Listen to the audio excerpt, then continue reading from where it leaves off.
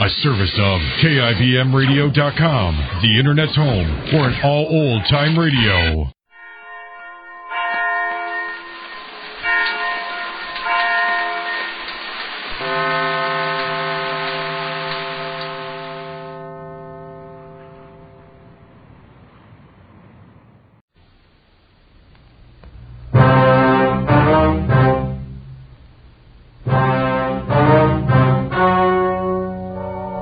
The story you are about to hear is true. The names have been changed to protect the innocent. Fatima Cigarettes. Best of all, king-size cigarettes brings you Dragnet.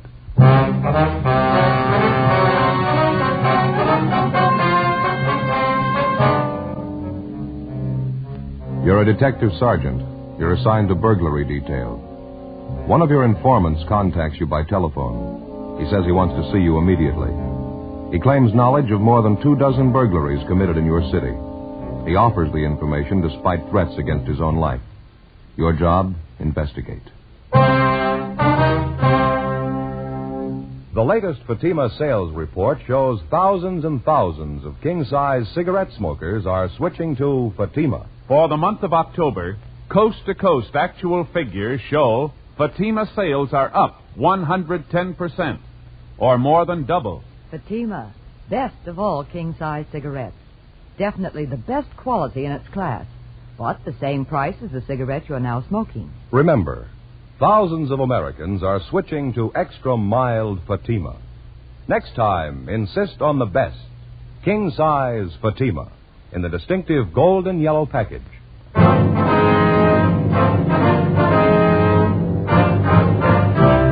Dragnet, the documented drama of an actual crime. For the next 30 minutes, in cooperation with the Los Angeles Police Department, you will travel step by step on the side of the law through an actual case transcribed from official police files. From beginning to end, from crime to punishment, Dragnet is the story of your police force in action. It was Monday, April 16th. It was foggy in Los Angeles. We were working the day watch out of burglary detail. My partner's Ben Romero. The boss is Captain Wisdom. My name's Friday. We were on the way out from the office, and it was 1:38 p.m. when we got to the corner of North Main and Sotelo Street. Johnny Cokin's Cafe. Pretty well filled up. You want to sit at the counter? There's a booth over there in the corner. People just leaving. Oh, yeah. Didn't see it. This is all right, isn't it? Yeah, fine. Oh, it smells good. I wonder what the special is today. Well, it's up there on the blackboard. Oh, yeah. Enchilada with cheese, coleslaw, salad. Well, it does smell pretty good, doesn't it? Wish I hadn't had lunch. I should have waited. I keep forgetting Monday's enchilada day down here. Sure like the way Johnny fixes it. Hello, Friday. Ben, how are you? Bye, Roberta. Here, get these dirty dishes out of the way. Okay, fine. Is it going to be the special? No, we forgot today was Monday. We had lunch already. Too bad. What'll it be, just coffee? Yeah, it's fine. Friday? Yeah, same for me, Roberta. Both of them black, I guess. Okay, 2 blacks. So you haven't seen Smalley around this afternoon, have you, Roberta? Red Smalley? Red? No, I haven't seen him for a couple of days. Okay. Thought he said to meet him here at 1:30. Well, he'll be along. He's never been on time as long as I've known him. Yeah, I wonder what's eating him. He sounded a little excited on the phone. Did he give you any idea what it was all about? No, just said it was important. Had to see it. Hey, I was just thinking maybe I could handle one of those enchiladas after all. Yeah, there's Red. Oh, All right, fellas. Hope I ain't late. All right. Been a long time, Yeah, huh? sit down, Red. Good to see you. Yeah, thanks. What's new with you, anyway? Oh, not too much. How's it with you? Here you are. 2 coffees black. How are you, Ben? Hungry. What about a hamburger steak, huh? Some coffee, too. Hamburger steak and coffee, right? You're looking pretty fair shape, Red. You working steady now? Well, you know how it goes. On again, off again. Put in a full month playing bar boy at Ziggy's joint place down in South Main, you know. Mm-hmm. What happened there? Business fell off, and Ziggy said he had to let me go. Been kind of thin ever since. I'm hustling programs out of the racetrack right now. It's not too bad. Can't afford to bet, but I get to see the races free. You can't have everything, I guess. I understand you're a little worried about something, Red. Anything serious? Well, yeah, it might be. Like I was telling Romero on the phone, it wouldn't do me no good if it got out. I mean, me talking to you about it, you know. He'd probably tie a can on my tail if he knew I told you. Who's that? Guy by the name of Jeff Allen. You know him? No, it doesn't sound familiar to me. Ben? Me neither. Who is he, Red? Second-story worker. Lots of savvy, too. He's fell a couple of times on burglary raps. Knows his business, though. Got a lot of moxie. How long has he been in town, you know? Oh, about 6 months, I think. Come from the east. Finished a stretch back in Michigan. He's a real pro. Uh-huh. What's he doing out here, Red? Well, matter of fact, that's what I want to talk to you about. Figured maybe you ought to know. Yeah? He's doing real good, the way I get it. I heard him and a couple other guys talking about it one night down at Ziggy's. They were having a couple of beers. Guess they didn't think I could hear him. What'd they have to say? This guy Allen was running off about how good he was doing, how many places he knocked over in the last couple of months, how much stuff he took. And what's he look like, Red? Oh, pretty average, about my height, dark hair, little scar right here on his chin. Mm-hmm. About 160, 70 maybe, 36 years old. Usually wears leather jacket and a black one. All right, Red, here you go. Burger, steak, coffee. Yeah, fine. Sure got a good appetite these days. Working out in the air, you know, it does you good. Yeah. Yeah. I'll show you one pass around ball with Fletcher, Sergeant. Oh, yeah. Here you go. Good. These burglary jobs Alan's supposed to be pulling, Red. Where's he working them? Do you know that? Well, no, I guess I don't. It's all over town, I suppose. Sure good hamburger. When you overheard him talking to his friends, did he mention any jobs in particular that he pulled? No, but he's working hard. I know that for a fact. He pulls a new one every week or so, the way I get it. And what about his M.O., Red? Regular second-story routine. He uses a jimmy or a small pinch bar. He usually goes through a window. Does he work alone? Strictly. His French bread's nice and fresh. Yeah. Where's Alan staying in town, do you know, Red? No, I don't. I know where you can find him, though. The 1322 Club out on North Paris. He hangs out there quite a bit, almost every night. I think the guy who owns the joint's a friend of his. Jeff Allen. Is that supposed to be his right name, Red? As far as I know, I only met him a couple of times. He hung around Ziggy's place when he first come to town. Of course, I didn't know what he was up to then. Do you know him well enough to talk to him? Well, just about, yeah. I'm not buddies with him or anything. That's why I don't want it to get out, you know. If he gets the word I'm on your team, I'm a dead duck. I don't think he wastes a minute killing me. You don't have to worry, Red. We'll keep it quiet. Well, did you hear anything else? Or is that just about the size of him? No, that's just about it, fellas.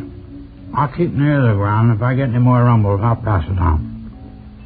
Well, I guess you know I really hate to talk about it. What's that, Red?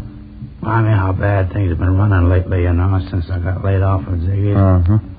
I hustle like mad with the programs down the track. Doesn't bring in a whole lot, though. And a lousy landlady had to raise my rent last week. Mm-hmm. Well, how much can you use, Red? Well, you know, as far as anything at all, just a little loan, maybe something to help me over the hump. Well, the only thing I have is a 20, Joe. You got any change? Thanks, Romero. 20 will be fine. That's plenty. I sure appreciate that. Oh, yeah. Well, real good hamburger steak Johnny puts out. I gotta get going, fellas. Gotta be down the track. All right, Red. Thanks a lot. If there's anything else, call us, huh? You got our number. Sure thing. I'll stay right on. Mm-hmm. You want me for anything, holler, huh? I'm still at the same place. Right. Thanks a lot, huh? See you later. Yeah. Take it easy, Red. Yeah. Bye, Red. He's getting a little expensive, huh? He's probably been having a rough time, but he looked hungry to me. Sure did. Grabbed that $20 bill like his life depended on it. I went to buy some new wool socks with there. Well, I'll split it with you. Be worth more than $20 if the tip pays off. Well, don't get me wrong. I didn't mind giving him the $20. It was worth it, but look at this here. Oh, you have to check for the food, huh? Yeah, I think the least he could have done was pay for his own lunch.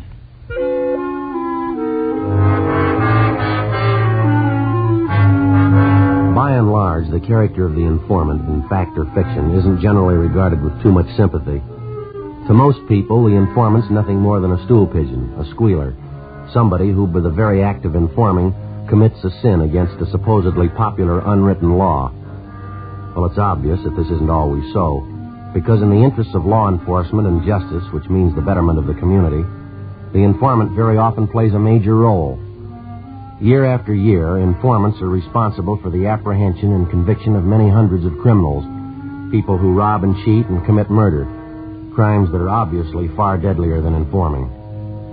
As for the mechanics of law enforcement at the level of the working detective, the informant is considered virtually indispensable.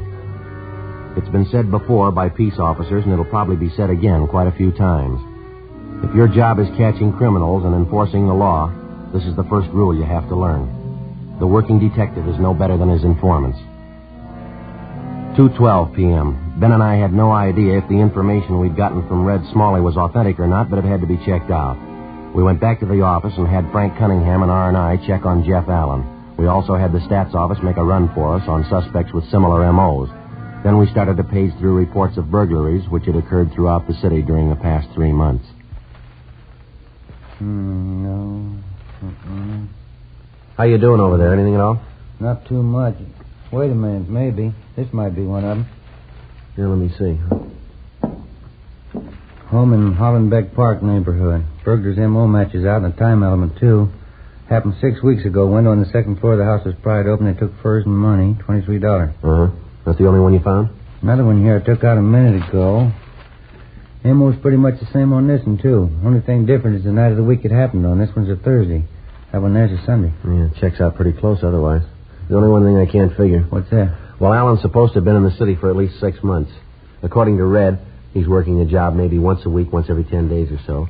Now, you got 2 reports there that match his MO here. I picked out 2 more from that other pile. Seems to me if he's been working in town for a couple of months, there ought to be more than 4 reports on him, shouldn't there? I got it. Burglary in Merrill. Oh, yeah, Frank. Jeff Allen. That's so? Oh, you have, huh? Okay, right, Frank. Thank you. Yeah? All right, I got to make on Allen. He's had one arrest here 4 years ago on a vag charge. He's a loser out of Michigan. Fell for burglary. Never been picked up for burglary here, though. He isn't registered. And that's all, huh? That's it. Doesn't seem to gel right to me, does it to you? A lot of loose ends to figure out. I wonder if Red was handing us a line on this thing. Why would he? Well, maybe he needed that $20 touch. Maybe this Jeff Allen's an old pal of his. Red had a falling out with him. He wants to get even with him, I suppose. Possible, I guess. I don't know. Hi, Joe. Dan? Oh, hello, Tabor, Dan. what do you say? What's with you? You still on that stakeout south end of town? Yeah, 3rd week. Sure getting dull. You two are busy. What's all this? Oh, we got a tip on some prowl artist trying to get a line on him. Take a look at this 3.1, will you, Jim? You run into any jobs recently that stack up like this in here? Let's see. We're shooting in the dark on it so far. I don't know if we got anything or not. I'd say you got it. Burglary report in 77 Division this morning. Happened to check it when I was out there. Same MO as this? Same everything. 4:55 p.m. Ben and I went down the hall to the record bureau and picked up a couple of mug shots of the suspect, Jefferson Allen. Then we drove out to the 1322 Club on North Ferris Avenue in the Silver Lake District, the neighborhood bar where Allen spent most of his time, according to our informant, Red Smalley. We staked out in a car down the street where we could keep an eye on the front door to the bar and still not look suspicious. Between 5 and 7:30 p.m., we watched at least 24 customers entering or leaving the bar, but none of them came close to Allen's description. 8 p.m., nothing. By the time we were relieved on stakeout at 11 p.m., Allen still had failed to show. Late the following afternoon, we were back at the same spot, watching for a sign of the suspect. 6:48 p.m. How you fix the smokes? Oh, I think I got a couple left. Yeah, here you go. Oh, thanks. I got a light here. Yeah. 11A, Sixton Spring. 11A, Sixton Spring. Hey, have a look, Joe. Gray hat, dark suit. Just came out of the bar. Yeah, it's coming this way. Yeah, I'll buy it. That's him. Getting in that blue sedan. All right, don't press him. Let's give him a good lead. All right. He's getting in. What do you think, Joe? Let's wait a minute. Uh-huh. Yeah, okay, we're clear. All right. You got him spotted? Yeah, no trouble. That's a funny one, huh? Wonder why we didn't see him go in the bar. I don't know. Might be a delivery entrance in the back of the place we could have missed. Can you make out that license number? Can you pull out just a little? Yeah. That's good. Yeah, let's see. 7 Tom 7 972. I better check it. 80K to Control 1. 80K to Control 1. Control 1 to 80K. Go ahead. Control 1, request rolling make and DMV on 7 Tom 7 972. That's 7 Tom 7 972. Control 1 to 80K, Roger. Stand by. KMA 367. Doesn't seem to be in any great hurry. Barely poking along. Where is he now? I can't see. Just turn right on to Bronson. I want to give him plenty of lead. Uh-huh. Yeah. That's him up ahead there. Picking up speed. Now, don't lose him. All right. Control 1 to 80K. Control 1 to 80K. Come in, please. Here we go. 80K to Control 1. Go ahead. 7 Tom 7972. The car is registered to D. Denver J. John Carpenter, 1322 North Ferris Avenue, Los Angeles. 80K to Control 1. Roger. KMA 367. Carpenter. Same guy that owns the bar, isn't it? His Allen must know him pretty well. Well enough to use his car. Wonder what the pitch is there. You checked on Carpenter, didn't you? Yeah, clean bill of health, no record. Yeah, up ahead there. Now he's slowing down. Yeah. Turning up on that driveway. Pull up under that tree there, huh? Right. Yeah, that's fine. See him? Uh-huh. He's getting out. Going into that bungalow over there. Letting himself in the front door. No sign of anybody else there, huh? No. House was dark when we drove up, wasn't it? He couldn't be living there alone. He might be. Doesn't make much sense to me. Why would a single guy get himself a house that big? Well, let's wait it out. Maybe he'll come up with the answer. 9:15 p.m. We continued our stakeout on the bungalow on South Bronson Avenue. A little more than an hour passed when we saw the lights go out in the house. The suspect, Jeff Allen, came out the front door, locked up, got in his car, and drove off. Ben and I followed him. He drove directly to the bar on North Ferris Avenue, the 1322 Club. He parked his car and went inside. Ben and I drove back to the cottage on South Bronson and let ourselves in through the back door. A preliminary check of the house failed to give us any real proof that Allen was the suspect we wanted. The only possible lead we came up with was an expensive hunting rifle, which we found stored away in one of the closets. We copied down the serial number on the gun, drove to a neighborhood cigar store, called the office, and asked him to check out the number for us. Yeah, all right, Murph. We'll wait for the call. Yeah, thanks. How'd you do? Gonna check it through now. They'll call us. Good. I'm a little hungry, aren't you? Would you like candy bar? No, I'm getting a little tired of them. I wouldn't mind a square meal, though. My back's killing me. Never been so sore in my life. Well, what's the matter? Did you fall? No, nothing like that. It's my snoring again. You're snoring? What's that got to do with it? Almost broke my back. It's the wife's idea. She claims when I'm sleeping, I roll over on my back and snore, says it keeps her awake all night. Well, there's not much you can do about it, is there? Yeah, the wife thought of something. Supposed to be an old home remedy. She sewed a couple of golf balls right into the back of my pajamas. You get the idea behind it? If you roll over on your back, the golf balls dig into you and you have to roll over on your side again. Mm-hmm. Well, so what happened to you? Well, I'm a sound sleeper. Rolled over on my back and stayed there. Slept on those golf balls all night. Woke up in the morning like to have died. Felt like I'd snapped a couple of vertebrae. Must be an easier way to keep you from sleeping on your back. Well, it wouldn't do any good anyhow, George. Just won't work. What do you mean? I snore just as loud sleeping on my side. I get it. Hello? Yeah, Murph. This is Joe Friday. Mm-hmm. W615344. Yeah, that checks. That was a serial number. When was that? Uh-huh. Yeah. Yeah, okay, Murph. Thanks. Bye. I think maybe we got a break. Yeah? They got a make on the gun we found. Is it registered to Allen? No, it was taken in a burglary 2 months ago.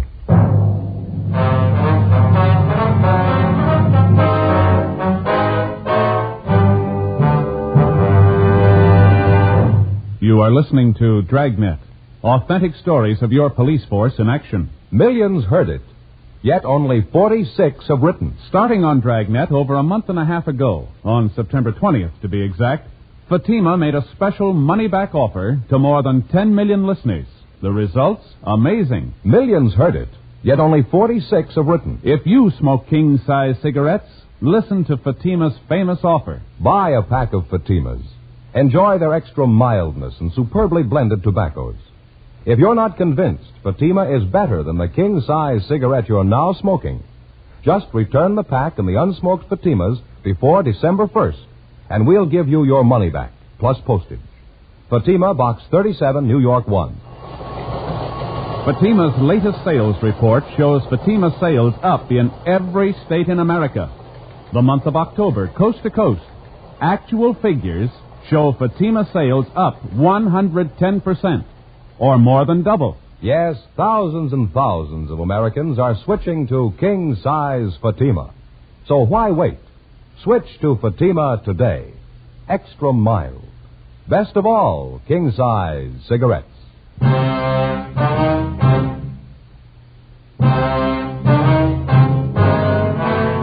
Tuesday night, April 17th, 10:38 p.m. We got additional information from the office on the hunting rifle that we'd found in the bungalow to which we'd trailed the suspect, Jefferson Allen, a few hours earlier. The gun was registered to a Mr. Robert LaSalle, 3008 Bush Street. The rifle, along with $300 in jewelry and $48 in cash, had been taken from LaSalle's home 2 months before during his family's absence. The burglar's method of operation matched Allen's alleged M.O. exactly. 10:45 p.m. After arranging for a stakeout to be placed on the bungalow on Bronson Avenue, Ben and I drove to the 1322 Club on North Ferris, where we located the suspect, Jeff Allen. Yes, sir, that's correct, Sergeant. I'm from back in Michigan originally. Been out here about 6 months now. Think I'm going to like it. Sure can't beat this weather, huh? You've been working here at the bar ever since you got in town, is that right? No, not quite. I've been here for about 4 months. It's kind of a handyman job. I help the bartender when I can, keep the storeroom in order, see everything ship-shape, you know. Uh-huh. You ever been in Los Angeles before, Alan? Yeah, just once before, a couple of years ago. Wasn't so good then. Jobs were hard to get. I ran into a little bit of trouble. Finally went back east again. I see. What was this trouble you had? Well, as I say, jobs were pretty hard to come by then. I kept checking around, but I couldn't find anything. Wasn't so good. I finally got picked up on a bag charge. Mm-hmm. Spent a couple of weeks at the county. When I got out, I figured the best thing was head back east again. A lot better this time, though. I'm doing okay. See, I couldn't get you anything. Huh? No, thanks. It's the same. There's something maybe you'd like to talk to me about? Anything I can help you with? It's a routine checkup we're on. Got a few more questions for you, if you don't mind. Sure. Let's take one of these booths back here, huh? Might as well be comfortable. Yeah, okay. Go ahead. You sure I couldn't get you anything? A bottle of beer, Coke, maybe? No, thanks. You have your family out here with you, Alan, your wife? No, I'm not married, Sergeant. I haven't taken the plunge yet. Figure there's plenty of time for that. It's hard enough to keep myself going these days, let alone a family. Yeah, I know what you mean. You ever been arrested before, Alan? I mean, other than that bag charge you mentioned, you ever served any big time? Yeah, matter of fact, I have, back in Michigan. Pretty dumb trick. I got in trouble as a kid. Burglary. Served all my time, though. I don't owe 'em a day. I'm washed up with that stuff a long time ago. It just doesn't pay, that's all. Then that last time there was any trouble was that bag charge. Is that it? Yes, sir, that's it. As I say, I'm all washed up with that stuff. It doesn't pay off at all. I got wise to that. Mm-hmm. Glad to hear it, Alan. You figure you're going to stay on here, then. Make this your permanent home. Yeah, I think I might. I sure like the weather. Job suits me, too. Boss even lets me use his car once in a while. Pretty nice, huh? Yeah, huh? Where you living now? You got an apartment in the neighborhood here? Yeah, I got an apartment. Nice little place. Not exactly in a neighborhood, though. It's out in West Hollywood, right on a bus line. No trouble getting into work. Just a small apartment. Whereabouts in West Hollywood? You mind giving us the address? No, it's on Norwich Avenue. Why do you ask? It's part of this routine check we have to make. You mind very much if we drive out there with you, Alan, and look the place over? No, I don't mind. I mean, if you figure I need checking out, I'd just as soon clear it up now. I got nothing to hide. You want me to get my coat? No, that's all right. Say, I should be back here in an hour or so. What do you think? I mean, it's just a routine check. It won't take long, will it? No, not too long. I suppose you can figure that better than we can. How do you mean? You said you had nothing to hide. 11:20 p.m. We drove the suspect, Jeff Allen, to his apartment on Norwich Avenue. It was more than 2.5 miles from the bungalow on South Bronson where we'd followed Allen earlier that night and where we'd located the stolen hunting rifle. While Ben and I made a thorough check of the apartment, Allen sat relaxed in an easy chair. Ben and I covered everything in the apartment, but there was no evidence of any loot taken in the burglaries. That's about it, Joe. Checked everything. Okay. That's about it, huh, Sergeant? You fellas want a beer before we go back to the club? Just one or two more questions, Alan, and I think we can wash this thing up. Sure, Sergeant. Do you rent some other place in town? Another house or an apartment, maybe? Another place? No, why would I do that? This is my apartment. This is where I live. Why do you ask that? About 6 o'clock tonight, you were seen going into a bungalow over on South Bronson, the same neighborhood as the club where you work. We got a pretty good idea that there's quite a bit of loot from burglaries stored in that house. I don't follow you, Sergeant. I don't know what you mean. I don't live on South Bronson. I live here. You ought to be able to tell that. You were seen going into the bungalow, Alan, about 5 minutes past 6 tonight. We found a stolen hunting rifle in the house. It was taken in a burglary. You think you want to tell us about it? No, I can't tell you anything about it. I don't have any bungalow on South Bronson. I'm not even sure I can tell you where the street is. Well, you better get your hat, mister. We'll show you. 11:48 p.m. We got in the car and started driving down Beverly Boulevard back toward the bungalow on South Bronson Avenue. When we got to the bungalow, the suspect still refused to admit that he had a key to the door or that he was in any way concerned with the place. We had him empty his pockets, and among his possessions we found a ring of keys. We tried them on the front door of the bungalow. The fourth one we tried opened it. We went inside. Allen still would admit nothing. Ben contacted the landlady next door, and she said she'd be right over. I continued questioning him while Ben checked through the house again. Hey, Joe. Ah. Joe, you want to come back here? I think we've got something. Yeah, all right, Ben. You want to go ahead back there, Alan? Sure, okay. Still can't tell you what the score is, though. I don't belong in this place. It ain't mine. Well, that key you had seemed to fit the front door all right. How do you figure that? It doesn't mean anything. I had that key for years. I think it's a skeleton key. Opens almost any kind of lock. Down here, Joe. Small basement here. Leads right down off the kitchen. Yeah, all right. Go ahead, Alan.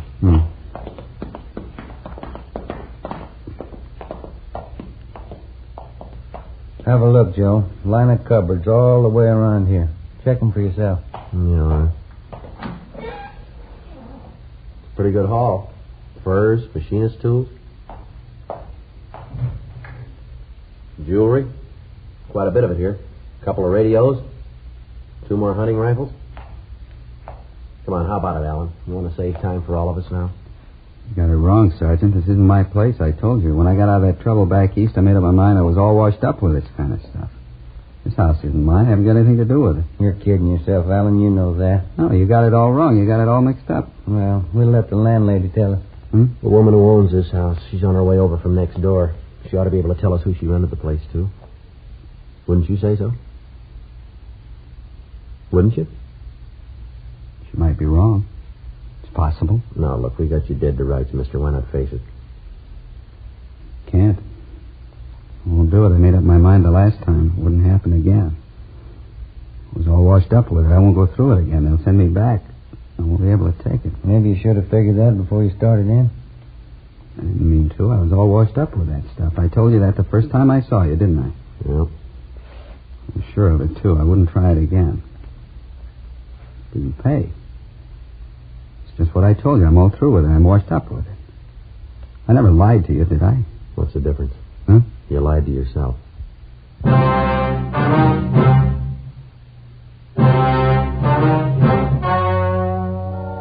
The story you have just heard was true. The names were changed to protect the innocent. On July 6th, trial was held in Superior Court, Department 86, City and County of Los Angeles, State of California. In a moment, the results of that trial. Now, here is our star, Jack Webb. Thank you. September. Fatima first made its famous money-back offer. Millions heard it, yet only 46 have written. October. Actual figures reported Fatima's sales up 110% coast to coast, or more than double. November. Thousands more switching to Fatima. So why wait? Buy Fatima. Best of all, king-size cigarettes. And, Mr. Dealer, that's your cue for November. This month, with Thanksgiving and the holidays coming up, I know you'll want to get your full share of all the new Fatima business.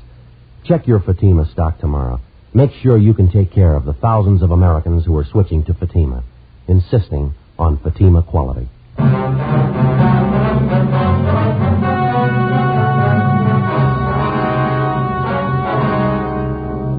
The apprehension of the suspect, Jefferson Harold Allen, resulted in clearing 22 cases of burglaries committed over the past 4 months.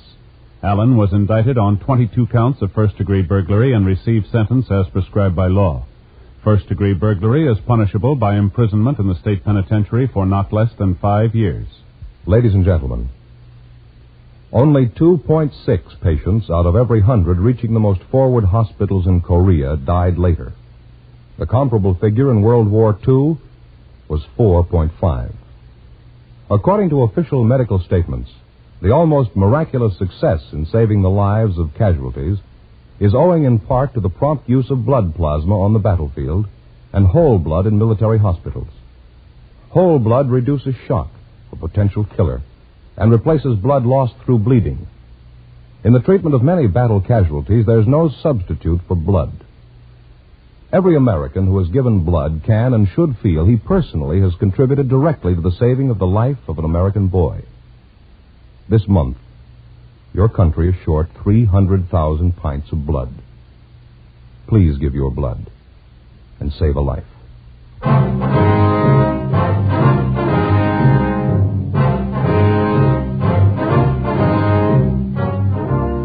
You have just heard Dragnet, a series of authentic cases from official files. Technical advice comes from the Office of Chief of Police W.H. Parker, Los Angeles Police Department. Fatima Cigarettes, best of all king-size cigarettes, has brought you Dragnet, transcribed from Los Angeles. Today's the silver anniversary of NBC.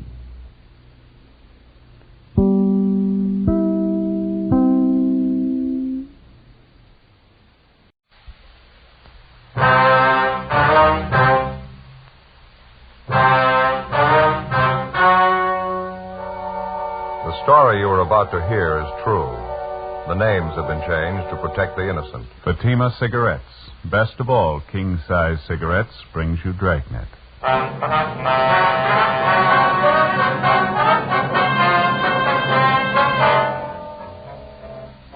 a detective sergeant. You're assigned to homicide detail. An unidentified woman is found murdered in a hotel room. Cause of death, strangulation. There's no lead to the identity of the killer. Your job, find him.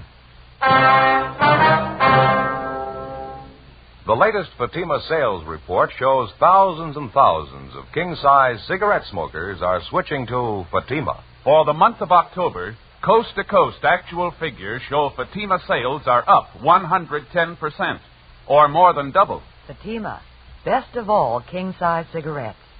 Definitely the best quality in its class, but the same price as the cigarette you're now smoking. Remember, thousands of Americans are switching to extra mild Fatima. Next time, insist on the best, king-size Fatima, in the distinctive golden yellow package.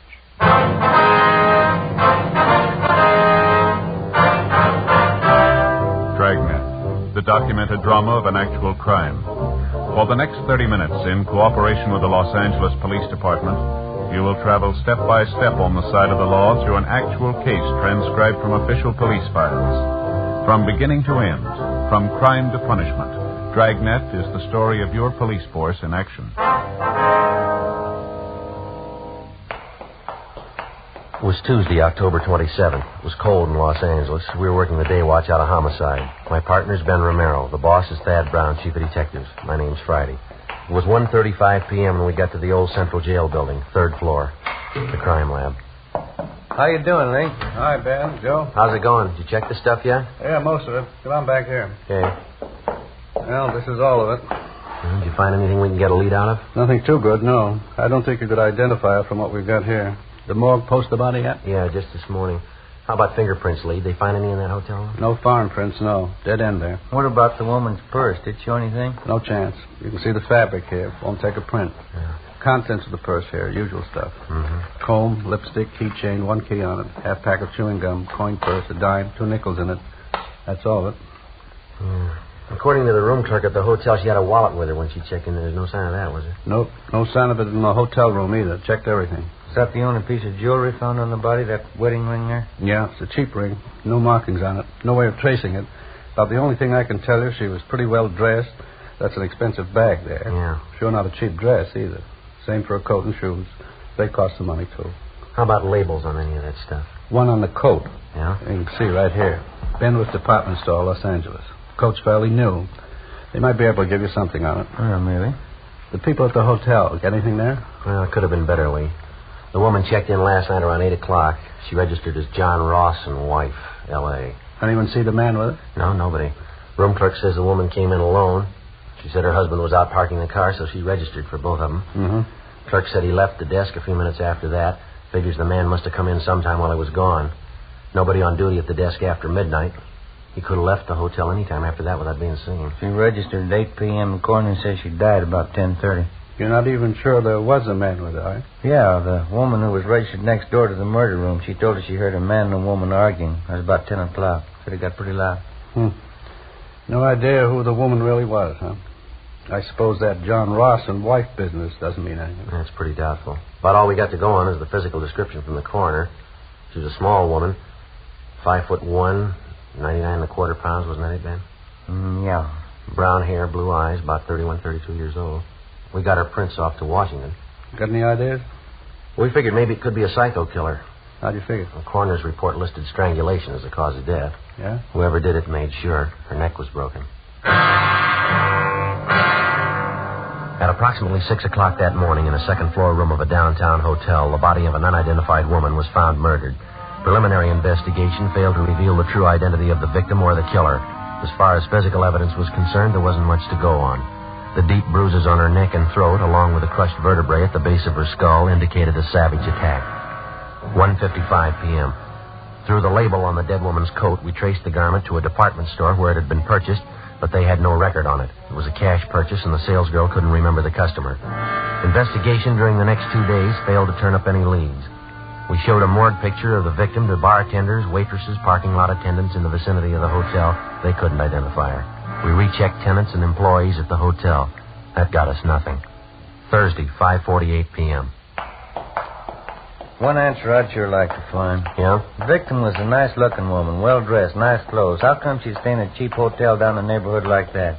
It doesn't jibe for my money. Well, that's hard to say. Sure got me stopped.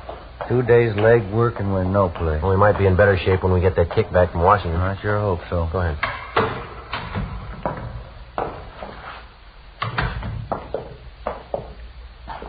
Hey, excuse me? Well, yes, sir. Can we help you? Well, no, I don't know. Guess it all depends. I'm waiting for a couple of detectives here. Well, who is it you wanted to see? A couple of detectives. Well, who are they? Well, it's pretty confidential, you know. I have to talk to them. They told me to see Friday and Romero. Ben Friday and Joe Romero, detectives handling the case. Well, yes, sir. I'm Joe Friday. This is my partner, Ben Romero. We're handling the case. What do you want to see us about? You said you were working on that murder case? That woman they found in the hotel? Yes, sir. That's right. That's so? I see your badges? Yes, sir. Here's our identification. Mm-hmm. Read about that murder in the paper, you know. You better come over here. Yeah. You're going to thank me for this. I got all you want to know about that murder. You mind telling us your name, sir? I don't mind. Al P. Morgan. I was a good friend of hers, you know. Used to work with her. You mean the dead woman? It's the same one. I never forget her face, Maud McLeod. Saw that picture in the paper and I said to myself, there's old Maud. You're pretty sure of that, are you, Mr. Morgan? Sure, I'm sure. Maud McLeod. Used to work together in the circus. Maud was a bareback girl, you know, best in the country, real trooper. What makes you so sure it's the same woman, Mr. Morgan? When was the last time you saw this friend of yours, this Maud McLeod? Well, I used to see her all the time. Worked the old cells photo together. Got a photo of her. You mind if we take a look at it, sir? That's why I came down here. I want to help out. She's got to be identified. Well, let's see. Got it here somewhere. It's old Maud in her circus costume. Yeah, here it is. Take a look at that. That's Maud, ain't it? Well, I don't know, sir. Doesn't seem to be too much resemblance here. Is that right? Afraid you've made a mistake, Mr. Morgan. Thanks for your cooperation anyhow. Appreciate you coming in. Well, sure, it was Maud. I get it. Homicide, Friday. Oh, yeah, Frank, uh-huh. Is that right? What'd it say? Huh? Yeah. Okay, fine. No, we'll pick it up. Yeah, thanks. Anything? Communications. They got the kickback from Washington on the dead woman's fingerprints. Any luck? They got her identified. She worked at an aircraft plant during the war. Name's Doris Frazier. I can't help but think you fellows are missing a bet. I knew that dead woman. Well, she's already been identified, Mr. Morgan. We know who she is. Her name's Doris Frazier. That's so. Yes, sir, that's right. Well, what do you think of that? Old Maud. She went and changed her name.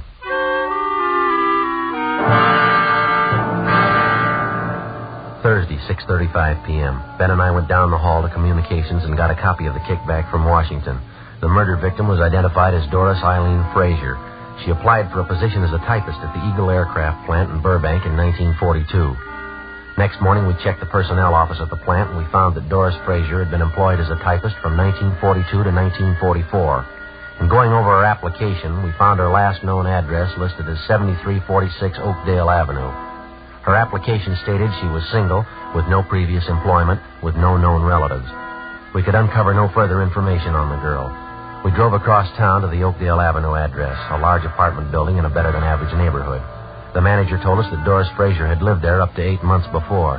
He said that a few weeks before she moved, she was married to a tall, dark-haired man, but he was unable to remember his name. The manager also told us that the newly married couple apparently began having trouble from the day that they were married. We checked the next forwarding address, a boarding house for women in the south end of the city. Ben and I interviewed the woman in charge, of Mrs. Frances Watson. We talked to her back in the kitchen of the boarding house while she polished a set of silverware. I saw that picture in the paper. I didn't connect it with Doris, though. She was a much prettier girl when she lived here. You say she left here about 18 months ago, Miss Watson? Yes, maybe a little more. Might be closer to 2 years. I'd have to check my rent receipts to be sure. Did you happen to know anything about the Frazier girl, Miss Watson? I mean, did you know much about her personal life at all? Well, of course, I always insist on references. Any good boarding house does, you know. Doris was a nice girl in many ways. Of course, she had her shortcomings. I suppose we all do. When she first came here, she seemed like such a nice girl, and then she started to go downhill. I just don't know what got into her. Well, how do you mean, ma'am? Was she in some kind of trouble? Well, of course, when she first came here, we didn't know it, but she was married. This is a home for single girls. We have our rules and regulations just like any other respectable place. Yes, ma'am, we understand. Well, as we came to find out later, Doris wasn't only married, but she was fighting with her husband. I understand he wasn't much at all. She was thinking of getting a divorce, as a matter of fact. Well, did you ever meet her husband, Miss Watson? No, I never did. I suppose it's just as well I didn't. I understand that Doris left him after they'd been married only a few months. Mm-hmm. Do you know what his name is, ma'am? No, I have no idea. Or Doris always used her maiden name when she was with me. Then you never saw this man, Miss Watson? He never came to the house here? No, I didn't say I never saw him. I said I didn't meet him. Yes, there was once when he came to the house to see Doris. And what was the occasion? You mind telling us about it? Oh, it was most unpleasant, I can tell you that. Let me see now. Yes, Doris had been here about 6 months. Even by that time, I was beginning to see the real side of the girl. No character, Sergeant. No character at all. It shows up every time. Yes, ma'am. Wonder if you'd go on, please. Well, as I was saying, it was after about 6 months when this man brought Doris home late one night, about a quarter till midnight, I'd say. Upset the whole house. How was that, ma'am? The two of them, this man and Doris, they stood right out there in the hall, had a terrible quarrel. The language, it was dreadful. The top of their lungs, too. My husband went out to quiet them down, but the man left before he had a chance to calm him down. They upset the whole house. Uh-huh. Now, this man that the Fraser woman was arguing with, you're sure that was her husband? Well, as sure as I can be. That's what Doris told me, anyway, the day after. I called her in and told her I just couldn't tolerate behavior like that. It upset her quite a bit, I remember. She cried, said it wouldn't happen again. That's when she told me she was trying to get a divorce. Is that what the big argument was about? Would you know that? Yes, she said she wanted a divorce. Her husband didn't. He wanted her back with him. Certainly is sad the way some people mix up their lives. Yes, ma'am. By any chance, did you get a good look at this man, husband, I mean? Well, he was tall and had dark hair. That's about all I remember. He was well-dressed, too. I see. When Doris Fraser left here, Mrs. Watson, did she leave a forwarding address with you? No, she didn't. I haven't any idea where she moved. What kind of work was she doing while she was living here? Do you have any idea where she was employed? Yes, that was one of the references she gave me. Furniture company. Down on Venice Boulevard, if I remember correctly. I have the address in my record book. Certainly is unfortunate, the whole thing. Yes, ma'am, it is. He even tried to talk to her before she left. Sat her down and talked to her for a whole afternoon. I guess it was just a waste of time. How's that, ma'am? Trouble with her husband. Terrible thing. He seemed to treat her so badly, two of them fighting all the time. I believe she was actually afraid of him. She told me he was very jealous. He drank, ran around. That's why I couldn't understand it. You couldn't understand what, ma'am? Doris, when she moved away from here. Yes, ma'am? She said she was going back with her husband. The landlady, Frances Watson, gave us the address of the furniture store where the murder victim had been employed, and we drove down to check with the personnel manager, a Mr. Collins. He said that Doris Fraser had been fired from her job 10 months before. He said she'd been let go because she was constantly late for work and that she got into the habit of asking for salary advances too often. Collins also told us that he'd heard about the trouble between the Fraser woman and her husband. He said he'd seen the husband in the store several times when he came to call for his wife. He identified the husband as Stephen Arnold. The description was approximately the same, a tall, well-dressed man, dark hair, heavy build. The personnel manager gave us the last known address they had on the victim. The following morning, we checked it out, an apartment hotel in the East Wilshire area. She was still registered there, together with her husband, Stephen Arnold, but the desk clerk told us that Arnold hadn't been living there for the past 3 months. He had no idea where Arnold had moved. He didn't know where he worked. While the desk clerk stood by, Ben and I went upstairs and checked the apartment. Anything, Joe? No, nothing. Nothing in the bedroom. Like Lee says, she goes in for nice clothes, about all I can figure. Well, what you got there? I see it lying on the desk here. Looks like she started a letter and didn't get to finish it. What's it say there? Well, it's dated October 23rd. That's over a week ago. It says, Dear George, I've been meaning to write to you before, but that's all. That's as far as she got. George. First time we've run into that name on this deal. Makes more than one man in her life. Yeah, there's a couple of more letters here. They're all addressed to her, unopened. Let's see. All we can go by are the return addresses. Telephone bill, ad from a woman's store, postcard, another ad. Here's something. Santa Monica postmark. Check the name on that return. Yeah, Stephen Arnold. 12:35 p.m. We called the office and checked Stephen Arnold through R&I. He had no criminal record. The return address, which he'd listed on the envelope of the letter to his wife, was 10826 Pacific Front Boulevard. We located it on the beach just below Santa Monica. It was a small hamburger stand owned and operated by the dead woman's husband. No, I haven't seen Doris for a couple months anyway. Why? I understand you had an apartment with your wife in the East Wilshire neighborhood. Is that right, Mr. Arnold? Yeah, that's right. Mind telling us why you left? No, I don't mind. Want to move closer to my work, that's all. That place is way too far out. Well, how is it your wife didn't move with you, sir? She wanted to stay close to town. Doesn't care for the beach much. Bad for his sinus, I guess.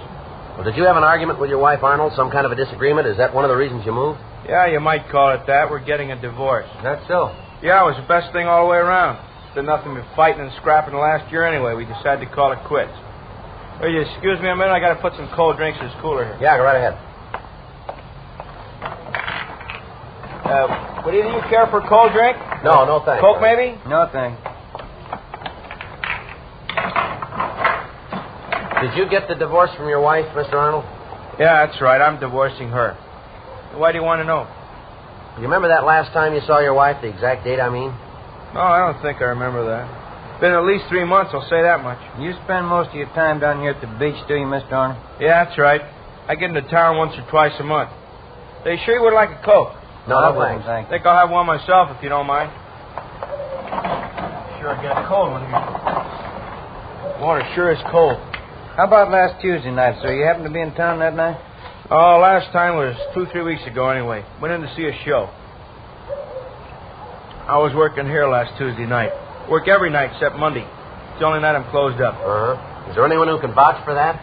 I don't think I get this. Why do you want to know? Well, is there anybody who can vouch for you? Well, sure. Half a dozen people anyway. A fellow runs a place next door. The guys in the rest of the stalls up and down the way here, they can all vouch for me. I work till 1 a.m., same as usual. Here, just a minute. Hey, Vic? Vic? Yeah, Steve? You hop over here for a minute? Something I want to talk to you about. Yeah, just a minute. Okay, Vic, thanks. He'll be right over. Hey, you fellas want a cup of coffee or anything? No, I would like to have change for that cigarette machine, though, if you don't mind. Oh, sure. Okay.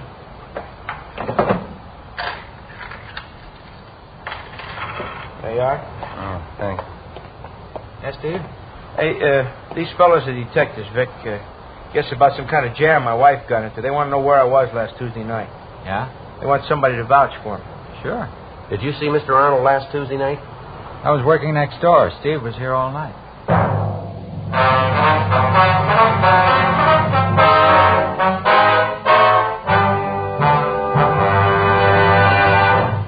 You are listening to Dragnet, authentic stories of your police force in action. Millions heard it, yet only 52 have written. Starting on Dragnet over 2 months ago, on September 20th to be exact, Fatima made a special money-back offer to more than 10 million listeners. The results? Amazing. Millions heard it, yet only 52 have written. If you smoke king-size cigarettes, listen to Fatima's famous offer. Buy a pack of Fatimas. Enjoy their extra mildness and superbly blended tobaccos. If you're not convinced Fatima is better than the king-size cigarette you're now smoking, just return the pack and the unsmoked Fatimas before December 1st, and we'll give you your money back plus postage. Fatima, Box 37, New York 1. Fatima's latest sales report shows Fatima sales up in every state in America. The month of October, coast to coast, actual figures show Fatima sales up 110%, or more than double. Yes, thousands and thousands of Americans are switching to king-size Fatima. So why wait? Switch to Fatima today. Extra mild. Best of all, king-size cigarettes.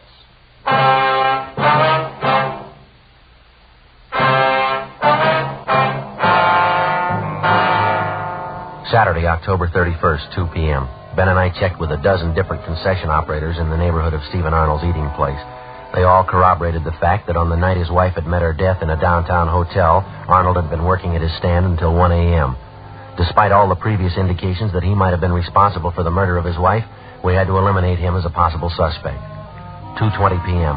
On the way back into town, we stopped by the apartment hotel where Doris Fraser was living at the time of her murder. After checking further with the tenants and with the help in the building, we found out that the victim had been in the habit of eating most of her meals at restaurants in the immediate neighborhood.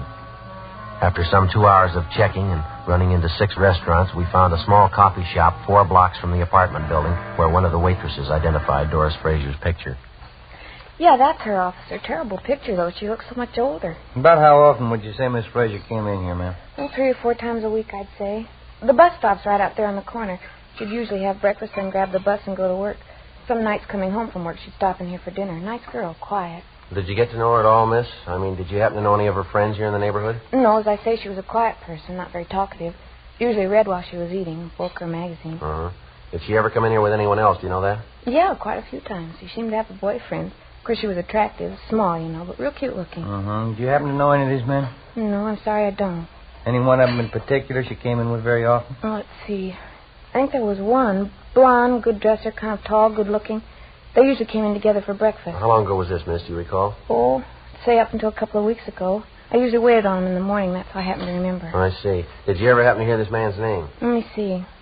George, I think that was it, yeah. Would you happen to know if he lives in the neighborhood? No, I'm sorry, I don't. Has this man been in here during the past week, you know? Yes, he has. He came in for breakfast. What day was that? This morning. Before we left the coffee shop, we questioned the cashier who came up with the information that the man known as George usually left his car parked at the service station across the street. We left our card and asked the cashier to call us in case the suspect returned. At the service station, they also remembered the man known as George, but they told us he hadn't been in for the past month.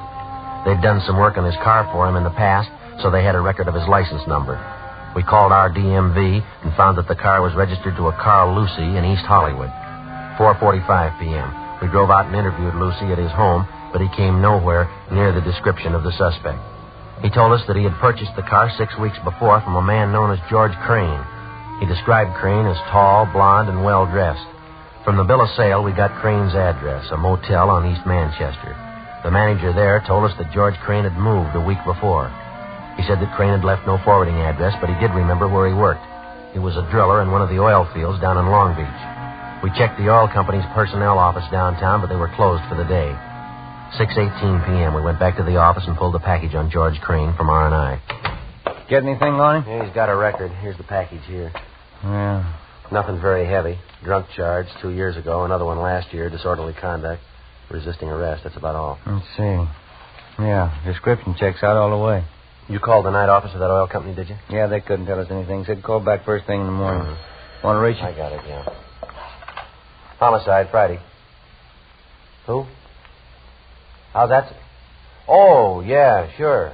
Yes, sir. No, sir, I'm afraid not. Yeah, thanks anyway. You bet. Yeah, goodbye. Well, that does it. Who was it? That guy who was in here the other day. You remember that Alfred P. Morgan or whatever it was? Oh, what did he want? Wanted to buy us a drink. He's celebrating. Huh? His old friend Maud. He just found her.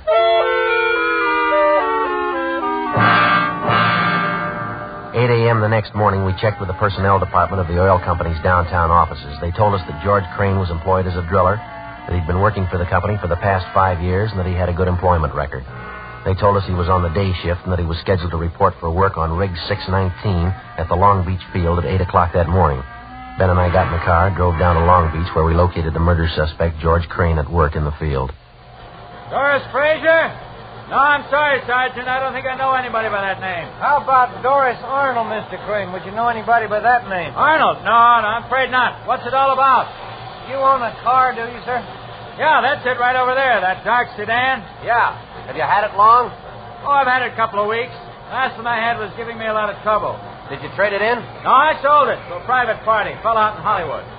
You mind taking a look at this picture, Mr. Crane? Yeah. Doesn't look like anybody I know. Why, am I supposed to? We think you should, yes, sir. I don't think I follow you. Do you spend any time around the East Wilshire district, Crane? East Wilshire, you said? Yeah. No, I've probably been over there a couple of times. Not lately, though. How about the coffee shop on the corner of Gramercy and Marengo? You ever been in there? Not that I remember, no. Well, a waitress in that coffee shop and the cashier, too, they say they've got a pretty regular customer. He fits your description exactly. You sure you've never been in there? Well, I'm not positive. I wouldn't swear I've never been in the place. What's the difference, anyway? Well, how about that service station across the street from the coffee shop? You ever parked your car there? They ever do any work on it for you? Oh, say, I bet I know the place you're talking about. Yeah, I've been there quite a few times. Good station. They've done some good jobs on the car for me. I remember it now. Well, then I guess you remember the coffee shop. Crane? Yeah, I think I do now. Right across the street from the station, that it? Yeah, that's right. Well, what do you want to know about it?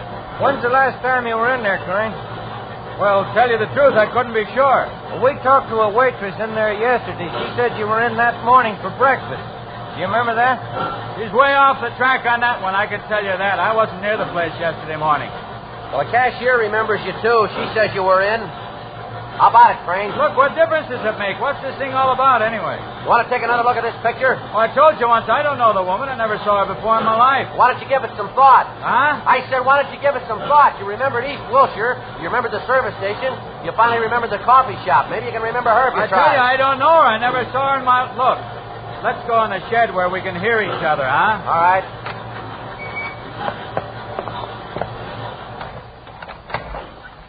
Yeah, that's a little better, huh? The waitress in the place says you were in there quite a few times with a woman. You usually came in for breakfast. You stopped going there about 2 weeks ago. I don't know her. What's the matter, Clint? You figure you got something to hide? I don't know what you're talking about. I don't know her.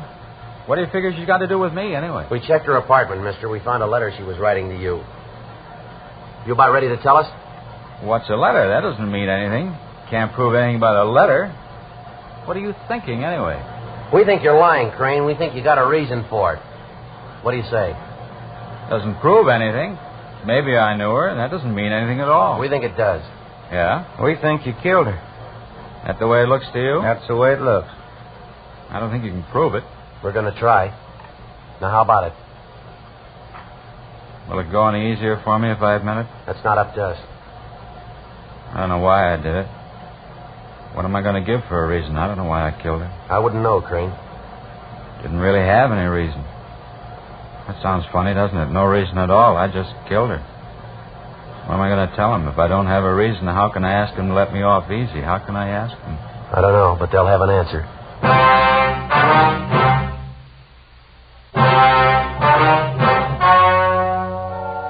The story you have just heard was true. The names were changed to protect the innocent. On February 8th, trial was held in Superior Court, Department 92, City and County of Los Angeles, State of California. In a moment, the results of that trial. And now, here is our star, Jack Webb. Thank you. Friends, all of us on Dragnet sincerely hope that all of you enjoyed a happy Thanksgiving. And now, for a moment, we'd like to look ahead, pass along a gift suggestion for the coming holidays. Your neighborhood dealer now has Fatimas in colorful, smart Christmas wrappers. You'll find they make a perfect gift. Fatima's extra mildness and better flavor, Fatima quality, is bound to please every king-size cigarette smoker. Remember, this holiday season, give your friends Fatima in the distinctive new Christmas carton. Fatima, best of all king-size cigarettes.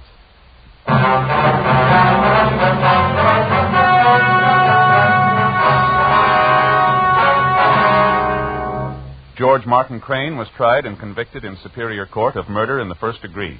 He is now serving a life term in the state penitentiary.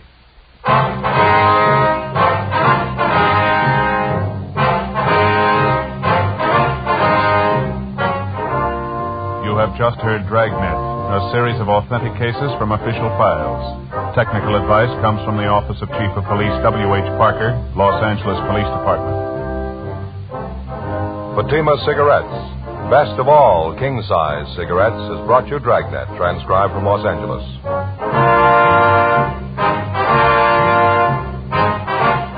Next, Counter Spy fights international intrigue.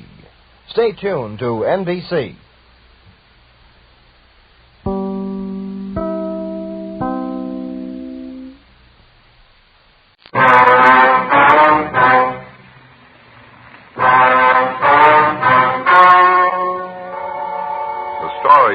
To hear is true. The names have been changed to protect the innocent. Fatima Cigarettes, best of all king-size cigarettes, brings you Dragnet.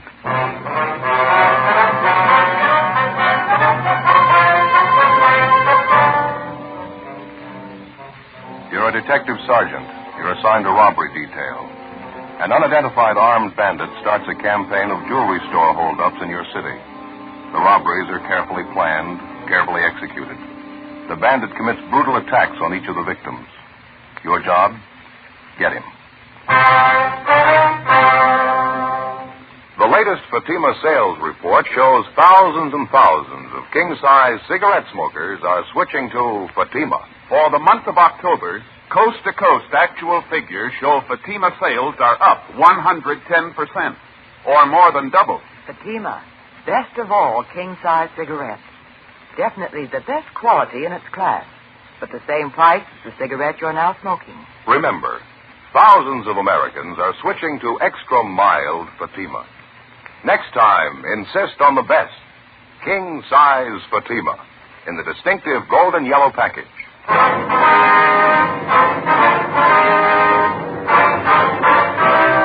Dragnet, the documented drama of an actual crime. For the next 30 minutes, in cooperation with the Los Angeles Police Department, you will travel step by step on the side of the law through an actual case transcribed from official police files.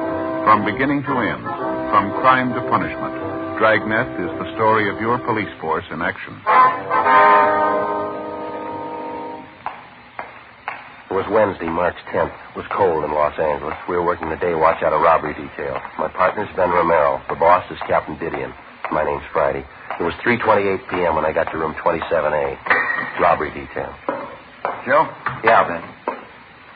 Joe, this is Mr. and Mrs. Gordon. Folks would like to have you meet my partner, Sergeant Friday. How do you do? Glad to know you. How are you, Sergeant? Mrs. Gordon, are you feeling any better now? Qu'est-ce qu'il a dit, Robert? Il veut savoir comment tu te sens. Raconte-leur ce que tu sais de Val. She's a lot better now, Sergeant, thank you. My French isn't very good, but it's a lot better than her English. Cecile's only been over here a couple of weeks. I met her when I was on occupation duty over there. Army, you know. Yeah, I see. Well, we'll try not to keep you long, sir. We got a few questions about the robbery. We think your wife might be able to help us. Well, we'll sure try, Sergeant. Like to help you any way we can. And your wife was the only one in the store besides the clerk at the time of the hold-up. Like to have her tell us everything that happened, if she would, please. Okay. Qu'est-ce qui est arrivé à la bijouterie? Oh oui, je peux leur dire, j'ai tout vu. She says she saw everything that happened, Sergeant. What would you like to know first? Well, how about the hold-up man, Mr. Gordon? Did your wife get a good look at him? Can she describe him for us? Cécile, peux-tu décrire le voleur? Oh, il portait un veston bleu. C'était un homme aux cheveux bruns, pas trop grands. Says the fellow was wearing a blue coat. He had dark hair. Wasn't a very big man. Mm-hmm. Does she have any idea about how tall he was? Cécile, de quelle taille? C'est-à-dire... Costaud. Comme ça. Il viendrait jusqu'à ton épaule. Il pesait environ 80 kilos. She can't say exactly how tall, Sergeant. Said he'd come up to about here on my shoulder, about 5'8", I guess. She thinks maybe he weighed about 170 pounds. She's not sure. Would you ask her exactly what happened at the store? That is, as much as she can remember. Sure. Cécile, dis-leur exactement ce qui s'est passé. Eh bien, j'étais au comptoir quand l'homme est entré. Il est allé directement au vendeur, celui qui me servait. Et il avait un revolver dans la main. Well, she says she was standing by the counter, Sergeant, when the hold-up man came in. Says the fellow went over to the clerk, the man who was waiting on her. Says the fellow had a gun in his hand. Would you ask her to go on, please? Et après, Cécile? Il a forcé le vendeur à lui donner tous les bijoux et les a mis dans un sac de papier. She says the hold-up man made the clerk get up the jewelry. The guy took it and dumped it in a paper bag. Cécile, et après? Puis, sans raison, après avoir obtenu tous les bijoux, il s'est mis à battre le vendeur avec le revolver. C'est terrible, terrible. J'ai commencé à crier, puis il m'a battu. C'est tout dont je me souviens. C'était terrible. Well, after he got all this jewelry in the paper bag, the thief began beating up on the clerk. She says for no reason at all, he began slugging the clerk with a gun he was carrying. Really got nasty with him. Naturally, it scared the wife, and she let out a scream. He turned around and hit her. She says that's all she remembers. Sure like to get my hands on that lousy punk. Yeah, I understand how you feel, Mr. Gordon. Could you ask your wife if there's anything else about the hold-up man she remembers? Cécile, te rappelles-tu d'autres choses à propos de cet homme? Avait-il quelque chose d'extraordinaire? Non, Robert. Well, that's about it, Sergeant. Well, how about the man's clothes? Does she remember anything else he was wearing besides that blue jacket? Et le reste de ses vêtements, et par le veston bleu, t'en rappelles-tu? Non. Je crois qu'il avait un pantalon foncé, mais je ne me rappelle pas d'autre chose. J'avais trop peur. She thinks maybe he had on dark trousers. She's not sure, though, since she was too scared to notice. Cécile, portait-il un chapeau? Oh, non. Il n'avait pas de chapeau. I asked her if he was wearing a hat. She said no, she's sure of that. I see. Well, is there anything else that she can remember about him? Anything at all? Y a-t-il autre chose que la police devrait savoir? Non, je leur ai tout dit. C'est tout dont je me souviens. Oh, you got it all, Sergeant. Well, thank you very much, Mr. Gordon, Mrs. Gordon. Je comprends pas. Je comprends pas. How's that, ma'am? Did you? Je comprends pas pourquoi un homme ferait une chose pareille. Je comprends pas. She says she can't understand how a man would do such a thing. She means how he cut up the clerk that way. Yes. Je comprends pas. So hard for her, she just can't understand. Tell her we can't either. 2 weeks before, on the 27th of April at 2:30 in the afternoon, the robbery suspect had begun his campaign of downtown jewelry store holdups. Since that time, in the same general area, he had succeeded in committing 3 more jewel robberies and making good his escape. Each of the holdups netted him more than $3,000 in rings, diamonds, and other precious stones. From his M.O., it was obvious that he was experienced. All of the robberies were committed in broad daylight. All of them were apparently well planned. After obtaining the loot, which he dumped into an ordinary paper bag, he turned on his victims and with no provocation beat them viciously. After 2 weeks of investigation, we had yet to come up with a solid lead on either the identity of the suspect or his whereabouts. We had a fair description of the hold-up man. We had a good rundown on his method of operation, but repeated checks on possible suspects through the Record Bureau, CII in Sacramento, and through our statistician's office failed to get us anything. There were no kickbacks on our all-points bulletin. After we interviewed Mrs. Gordon, the witness to the latest jewel robbery, we were no further along than we were 2 weeks before, an M.O. and a description. Neither one of them were giving us much help. 4:05 p.m., we met with Captain Didion. How about the mug books? Any luck there? Miss Gordon's in there now, Skipper, with her husband. They're checking through them. Nothing yet. Mm-hmm. What else you got working? New run going through the stats office. Third one this week might get us something. The store manager on that job this afternoon. Did you talk to him yet? Yeah, we did. He gave us the best lead we've had so far in the thing. Looks pretty good. Yeah, what's that? Well, we had him checking the mug books, and he came up with a partial identification from one of them, San Quentin relief. No. Jack Maynard. He's only been arrested once here, drunk charge. Done time up at Q for robbery before. Ben and I pulled a package on him. We figured he ought to still be serving time at Quentin. Couldn't tell from his record, though. How's that? Well, it's possible he might have been paroled the last month or so. That'd put him in line for these holdups. Mm-hmm. You check, Quentin? We got off the teletype to the warden's office late this morning, Skipper. I'll have an answer pretty soon. Best lead we've had so far. I hope it stands up. Excuse me. Robbery, Didion. Yeah? Wait on that, Hughes, huh? No, you and the Caleb stay on it. Yeah, that's right. Over the weekend, anyway. Yeah, right. Goodbye. Well, what's the answer? He's had 3 weeks. He's cleared 4 jobs, every one of them in broad daylight. More than $10,000 worth of stuff. Now, how do we reach him? How about some extra manpower, Skipper? Can we manage it? What do you got in mind? Stakeout seems to be the best angle for us at this time of setup. How many teams you figure it'll take? Oh, a dozen anyhow. You figure that, Joe? Yeah, just about. The thief seems to be concentrating on the downtown area. All 4 holdups were in the same general neighborhood within a 20-block radius. Mm-hmm. We can't cover all the jewelry stores with a dozen teams. It'll give us pretty good coverage, though. Sure help our chances. Mm-hmm. You checked out all the other angles, huh? Everything. Not doing us much good. Robbery, Didion. Yeah, just a minute. You, Friday. Oh, thanks. Yeah, Friday talking. Yeah, that's right. Mm-hmm. That's so. No, we'll pick it up. Thank you. This communications just got an answer on that teletype to Quentin. From Jack Maynard? What'd they say? No lead. He's still in prison. We went back and started again from the beginning. With our best lead gone, there wasn't any alternative. The following day, Thursday, March 11th, the stakeouts went into effect. A dozen jewelry stores in the immediate downtown area, all of them potential hold-up victims, were placed under constant surveillance. 3 days passed. Nothing happened. No sign of the hold-up man. We stayed on it. Tuesday, March 16th, 11 a.m. At a small downtown jewelry shop, 3 blocks from the nearest stakeout team, the bandit committed his 5th successive robbery and made good his escape. The M.O. and description matched in almost every respect. Ben and I answered the call and drove to the scene of the holdup to interview the victim, a Mr. Walter Myers. He came straight back this way, just where I'm walking. I was at the end of that counter there, just where you are. He had a brown paper bag in one hand, and it was just a couple of feet from me. He put his other hand in his coat pocket, and he came up with a gun, pointed it right at me. Store was empty at the time, sir? No customers around? Yeah, that's right. Just myself and my son-in-law, Herb, in the back room. I guess he heard this thief talking to me, and he came out to see what it was all about. That's when the fireworks started. What happened? Well, he made Herb line up along the counter right next to me. By this time, he had all the loot he wanted in that paper bag he was carrying. Just when I thought he was going to leave, he turned around. All of a sudden, he said to Herb, "You think you're a smart guy, don't you?" Then he slugged Herb with the gun. Brought it right down on the side of his head, all his might.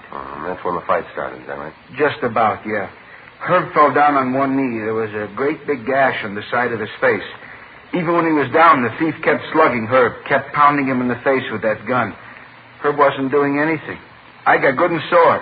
What happened then? Well, I didn't care what happened. I just got sore at the lousy crook. I made a dive for him, grabbed him around the chest. Here, something like this. The two of us went down on the floor, and I wrestled him for the gun. That's when it went off. A wild shot. Plowed right into the wall over there. Herb picked himself up and piled on the guy, too. I guess the crook really must have figured he was through, fought like a wild man. I had a good hold of the top coat he had on, but he slipped right out of it. He grabbed his gun and the paper bag and ran out of the store, left me there holding an empty coat. So this is the coat he was wearing right here, is that right? Yeah, that's it. You can see one of the sleeves there. See? He almost ripped it clean off trying to get away. Yeah, I see. I already looked through the pockets. Nothing in them. Now, how about this description of the man, Mr. Myers? You're pretty sure of that, are you? Yeah, I'm positive, Sergeant. Ben, you want to call the crime lab? There's a phone booth right over there. You mind? Oh, yeah, thanks.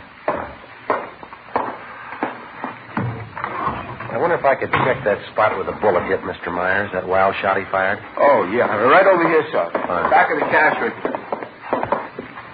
Yeah. Bedded in there pretty solid. You're lucky it was the wall, not one of us. Say, I got a pocket knife here if you want to dig it out. No, sir. We've got a crew on the way out from our crime lab. Ballistics men. They'll take care of it. I would like to take another look at that top coat, the one the thief was wearing. Oh, yeah, sure. I had already looked it over pretty good. Nothing in the pockets. Couldn't find anything. Here. All right, sir. Just an ordinary top coat, isn't it? There's no label on it.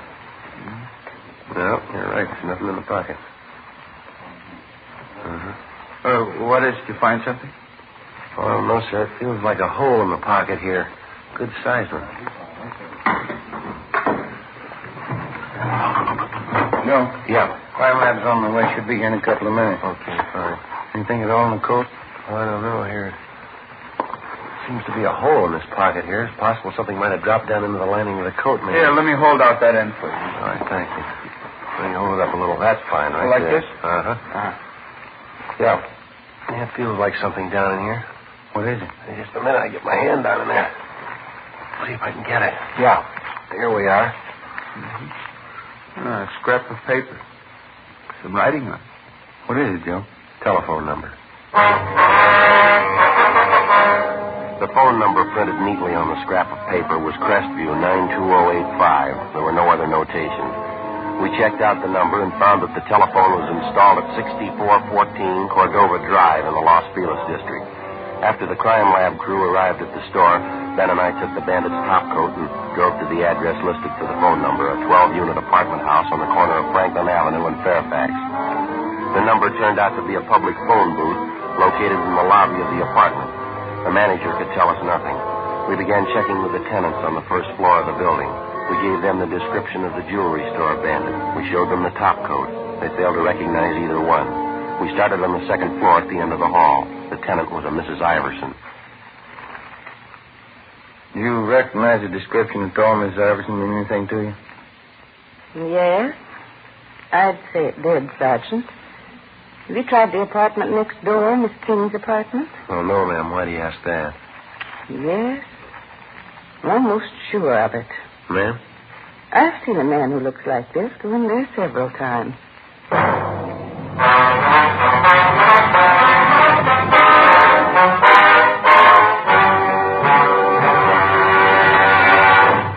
You are listening to Dragnet, authentic stories of your police force in action.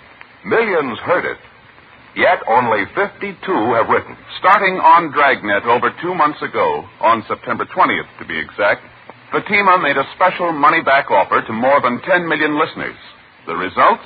Amazing. Millions heard it, yet only 52 have written. If you smoke king-size cigarettes, listen to Fatima's famous offer. Buy a pack of Fatimas. Enjoy their extra mildness and superbly blended tobaccos. If you're not convinced Fatima is better than the king-size cigarette you're now smoking, Just return the pack and the unsmoked Fatimas before January 1st, and we'll give you your money back plus postage. Fatima, Box 37, New York 1. Fatima's latest sales report shows Fatima sales up in every state in America. The month of October, coast to coast. Actual figures show Fatima sales up 110%, or more than double. Yes, thousands and thousands of Americans are switching to king-size Fatima. So why wait? Switch to Fatima today. Extra mild. Best of all, king-size cigarettes.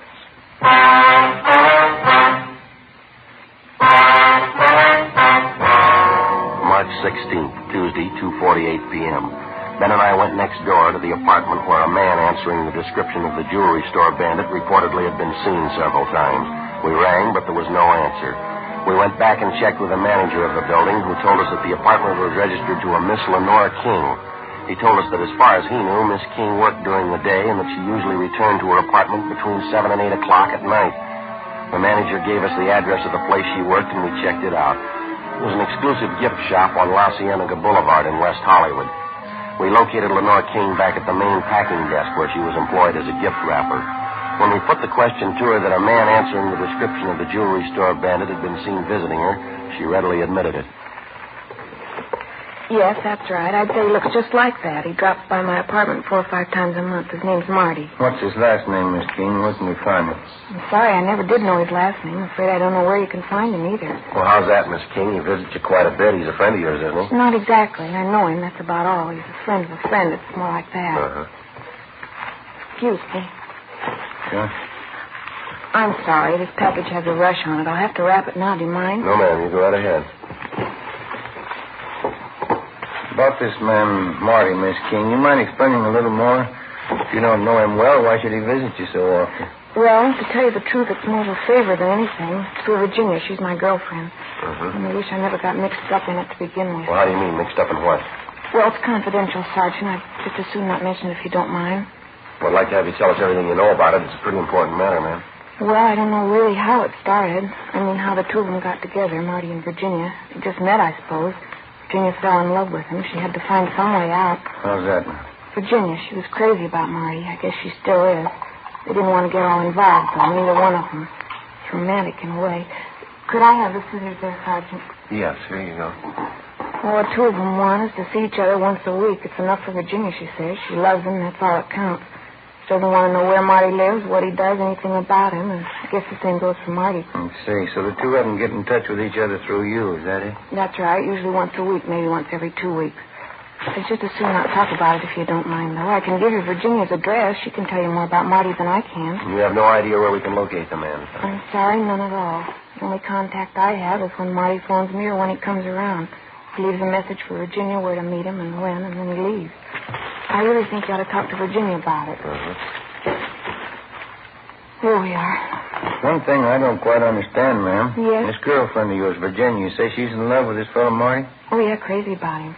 And why are they playing this hide and seek? If they're in love, why don't they come out and get married? What's the problem? Virginia. What? She's already married. Before we left Lenore King, we advised her what the situation was. In the event the suspect, Marty, contacted her, she was to get in touch with us immediately.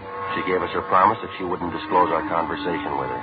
We left her our card, and she gave us the address of her girlfriend, Virginia Brewer. It was a South Argyle Street address, but Mrs. Brewer wasn't at home.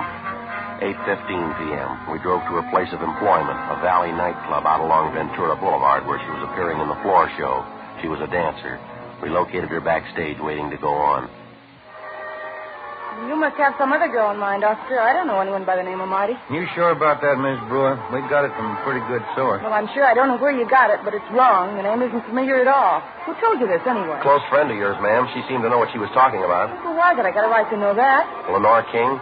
Lenore? Why should she tell you a story like that? We wouldn't know, ma'am, unless it's the truth. Of course it's not the truth. I don't know any Marty. I don't even know what this is all about. Well, she says you know the man, Mrs. Brewer. She says you're in love with him.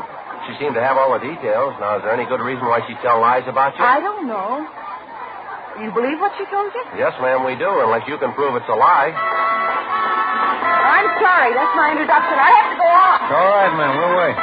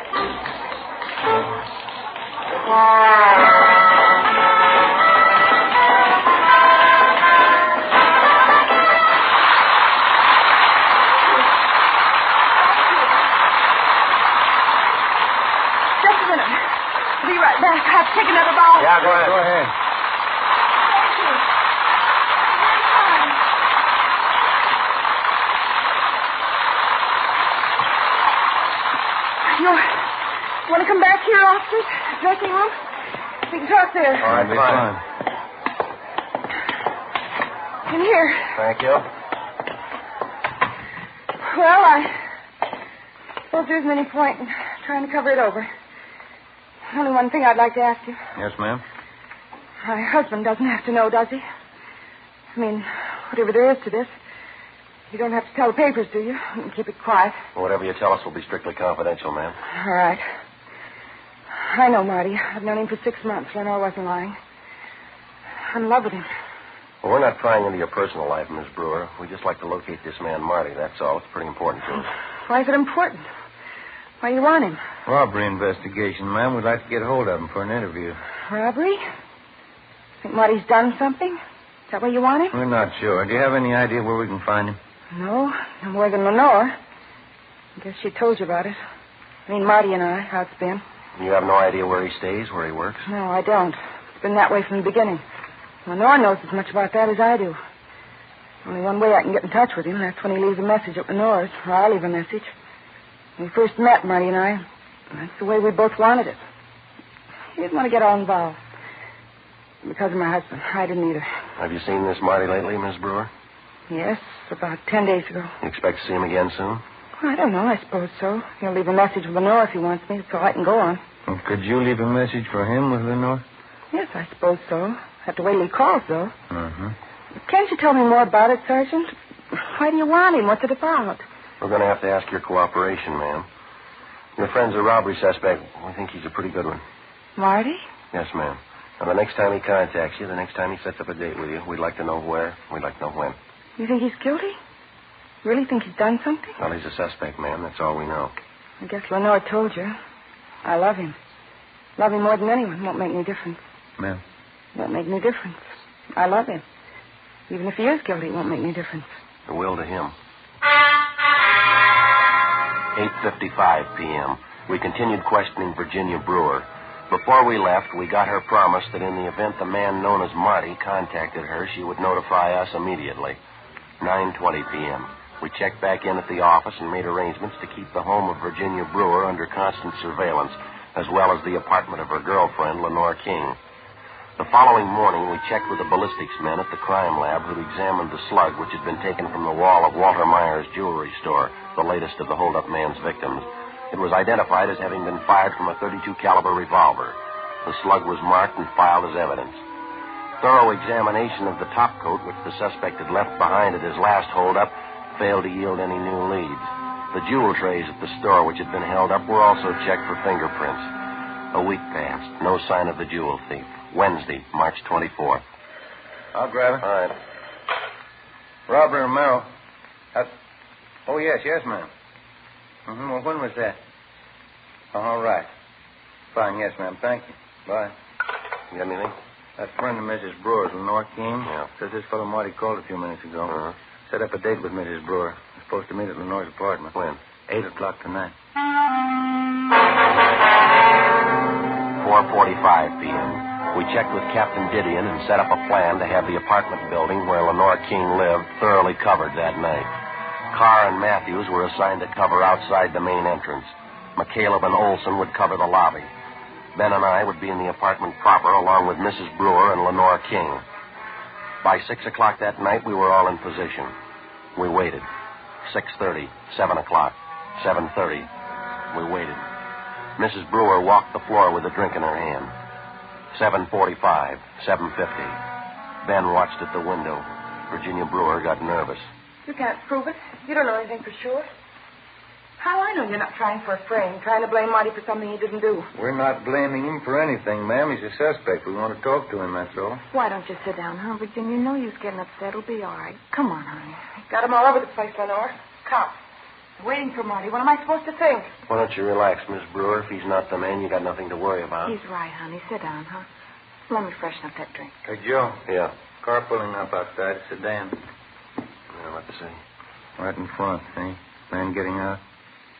Yeah, he's coming in here. Marty. Can't see him. He must be inside.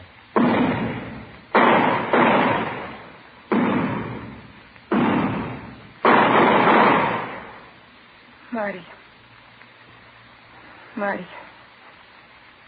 Why didn't he tell me? You want to hop downstairs, Ben, see what happened, huh? You're all right.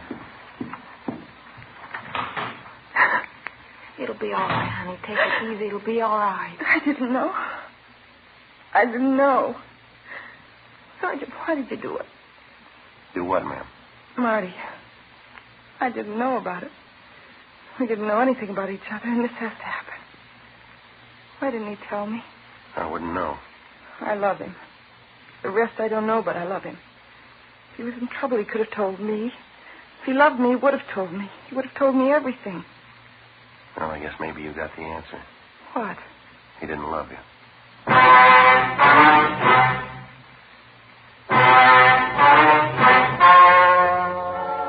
The story you have just heard was true.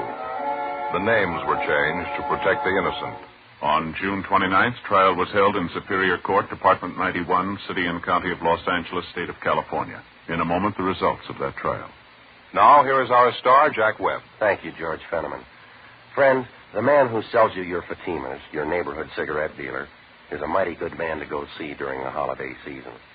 When you drop in, notice Fatima's new poster. It's a reminder that he has Fatimas in smart Christmas cartons. Now, this Christmas season, I'm buying Fatimas for all my friends. I suggest you do the same. You'll be giving the best, and believe me, they'll thank you for introducing them to Fatima quality. It's extra mildness and better flavor and aroma. Remember, ask your dealer for Fatima in the distinctive new Christmas wrapper. And when you see it, you'll agree it's the smartest of all Christmas cartons, just as it should be, because Fatima is the best of all king-size cigarettes.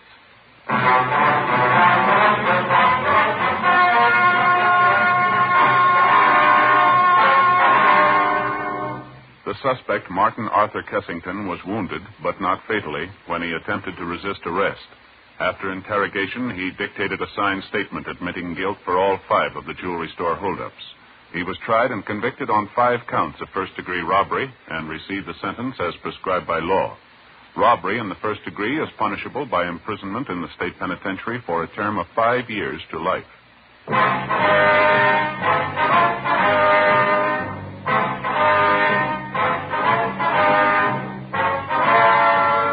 You have just heard Dragnet, a series of authentic cases from official files. Technical advice comes from the Office of Chief of Police W.H. Parker, Los Angeles Police Department. Barton Yarborough is Sergeant Ben Romero. Also heard were Vic Perrin and Virginia Gregg. Script by Jim Moser. Music by Walter Schumann. Hal Gibney speaking.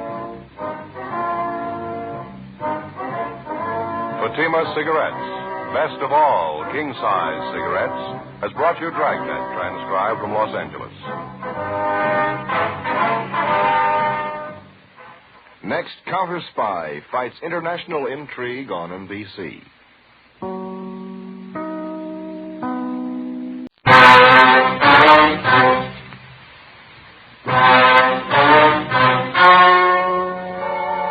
The story you are about to hear is true.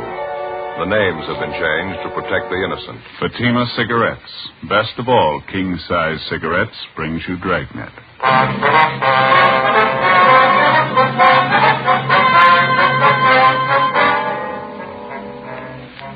You're a detective sergeant. You're assigned to homicide detail. A 40-year-old mother is found murdered in the bedroom of her home. The body bears the marks of a savage attack with a knife. The killer showed no mercy. Your job? Get him. See the difference. Taste the difference. Smoke the difference. You'll find that in Fatima, the difference is quality. Quality that gives you extra mildness. A much different, much better flavor and aroma. Yes, in king-size Fatima, you get all the advantages of extra length, plus Fatima quality, which no other king-size cigarette has. Fatima, best of all king-size cigarettes. Definitely the best quality in its class, but the same price as the cigarette you're now smoking. Remember, thousands of Americans are switching to Fatima. Insist on Fatima quality. So why wait? Switch to Fatima today. Look for the sunny yellow pack. Buy Fatima. Best of all king-size cigarettes.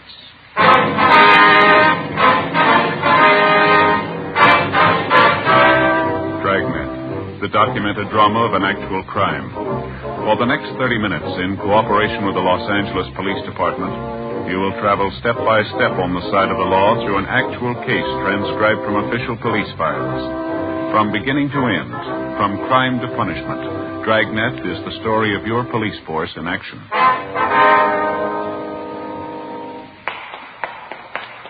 It was Tuesday, February 18th. It was cold in Los Angeles. We were working the day watch out of homicide detail.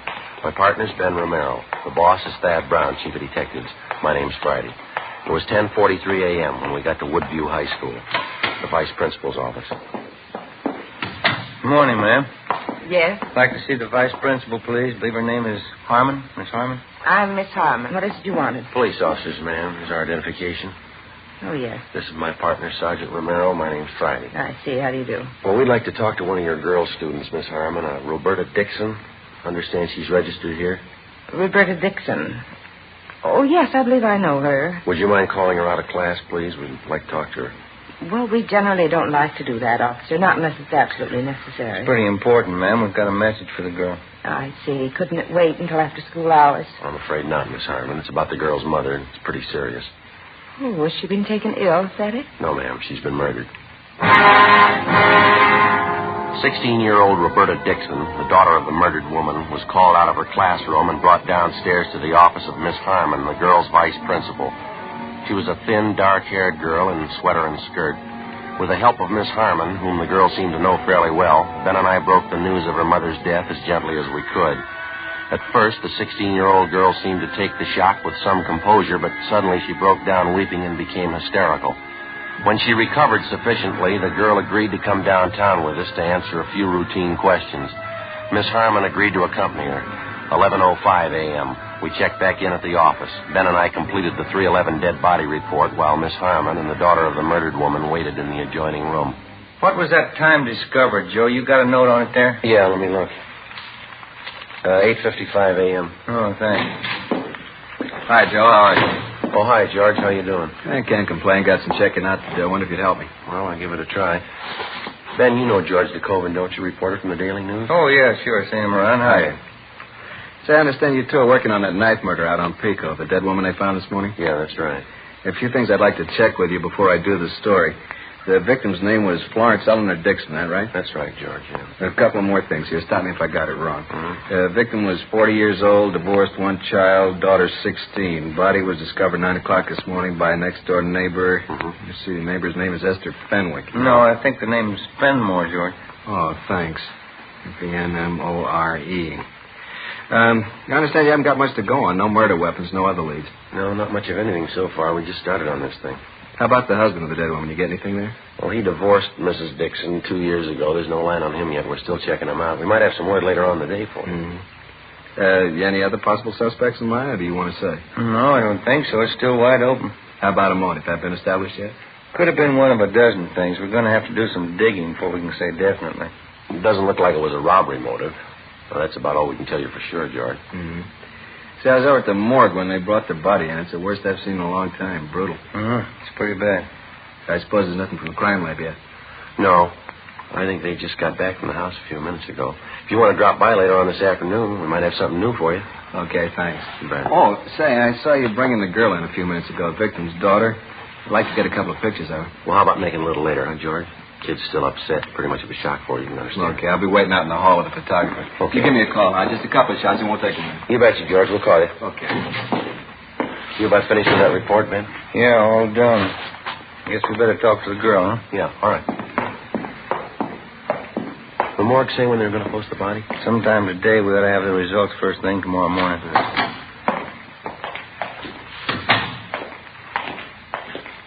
Miss Harmon? I think she's a lot better now, Sergeant. Roberta, the officers would like to talk to you a few minutes if you feel up to it. All right. Who killed my mother? Have you found out? Not yet, Roberta, and we think you might be able to help us, so. It's so hard to believe. I just saw her this morning. She was all right then. Well, you try to take it easy, Roberta. We'll make it as brief as possible. Now, you and your mother are the only people living at your house, no one else? No, me and my mother, that's all. My father used to live with us. He doesn't anymore. And how long has it been since your father left? I'm not sure. About 5 years, I think. He and Mama didn't get along. They got divorced. Mm-hmm. Do you see your father at all anymore? I mean, does he ever come to your house to visit? He did once. It was about a year ago, I think. It wasn't much good. He and my mother argued all the time he was there, and he left. He hasn't been back since. Has he been in contact at all with your mother, do you know? Does he write her letters, call her on the phone? Mm-hmm. The last time was when he came to our house. I haven't heard anything about him since. I don't even know where he is. I don't care, I guess. I hardly even knew him. I'd like to have you think about this carefully now, Roberta. Did your mother have any close friends who used to come to the house quite a bit? Yes, 2 or 3 women friends of hers at work. Any men friends? No. Mom didn't have any men friends. She didn't like men. She said they were all no good. She used to tell me that all the time. Mm-hmm. Do you have any relatives we can contact? I don't know about my father's side. My mother has a brother and sister in West Virginia. Dresses at home. What am I going to do? Why would anybody kill my mother? All right, now you try to take it easy, Roberta. Everything's going to work out all right. Look, now, do you think you can give us a list of most of the people your mother knew, friends around the neighborhood, the people she knew at her work? Yes, I think so. Most of them are in her address book. I think I know where it is. All right, fine. Just before you left for school this morning, Roberta, was there anyone in the house besides you and your mother? No, just the 2 of us. Was your mother expecting anyone? Not that I know of. Your mother was all right, was she? There didn't seem to be anything bothering her? No. She acted all right to me, just like any other morning. We got up at 6:45. I got dressed. Mama took a shower. I fixed breakfast. We ate, and then I left for school. About what time was that, Roberta? A little before 8:30, usual time. I have my first class at 9 o'clock. Mm-hmm. When I left Mama, she was just finishing her breakfast. I said goodbye. It was the last time we saw her. Can we talk after a while, please? Maybe I'll feel better. Can't talk now. Oh, sure, that's all right. Would you like to rest here? I don't know why I'm crying. It's stupid. I don't care anyway. No reason to cry. You better get some rest, youngster. No reason. It doesn't make sense crying about Mama. How's that? I'm not sorry. I'm glad she's dead. Early that afternoon, after she'd rested sufficiently and recovered herself, we had another interview with Roberta Dixon, the teenage daughter of the murdered woman. Miss Harmon, the vice principal, went back to the school, and a policewoman was called in to be present during the interrogation.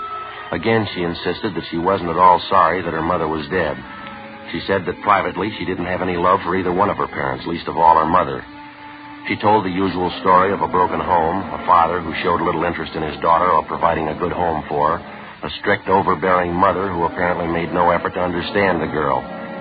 We continued to interview Roberta Dixon, but outside of what she'd already told us, she showed no further knowledge of the murder.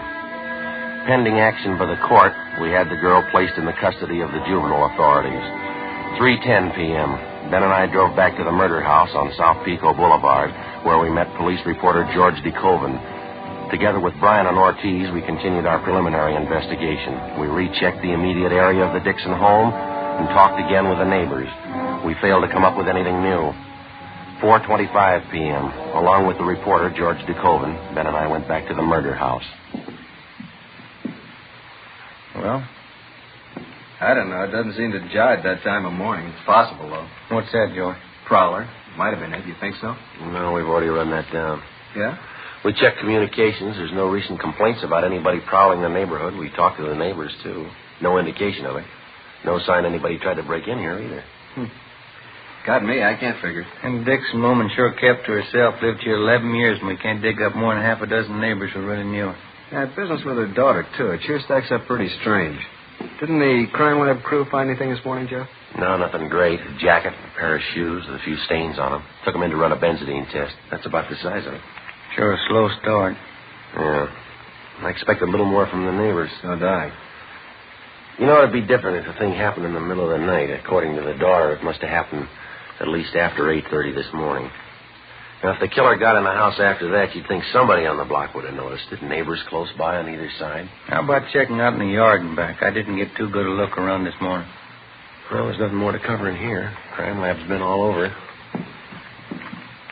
And how about where this Mrs. Dixon worked, Joe? Anybody tag base there? Yeah, Tommy Bryan did. Hotel down on South Grand. She worked in the linen room. A couple people she knew there, they couldn't tell him anything. How about some of her other friends? No, nothing yet. We're still checking. Go ahead, Joe. Thanks. Oh, it's a big backyard. Kept it nice, didn't they? You want to check alongside here, Ben, with the house? I'll give the back of the yard a look, huh? Yeah, okay. Well, Good-sized garage, huh? Pretty hard to find them like that anymore. Pretty good-sized lot, too. He sure must have worked at keeping it up. There's not a weed on the place, is there? Yeah. More you can say for the neighbors. Have a look, George, down here. Huh? Flower bed here. 2 little mounds of dirt. You see them? Oh, yeah. The ground looks like it's been recently turned, wouldn't you say?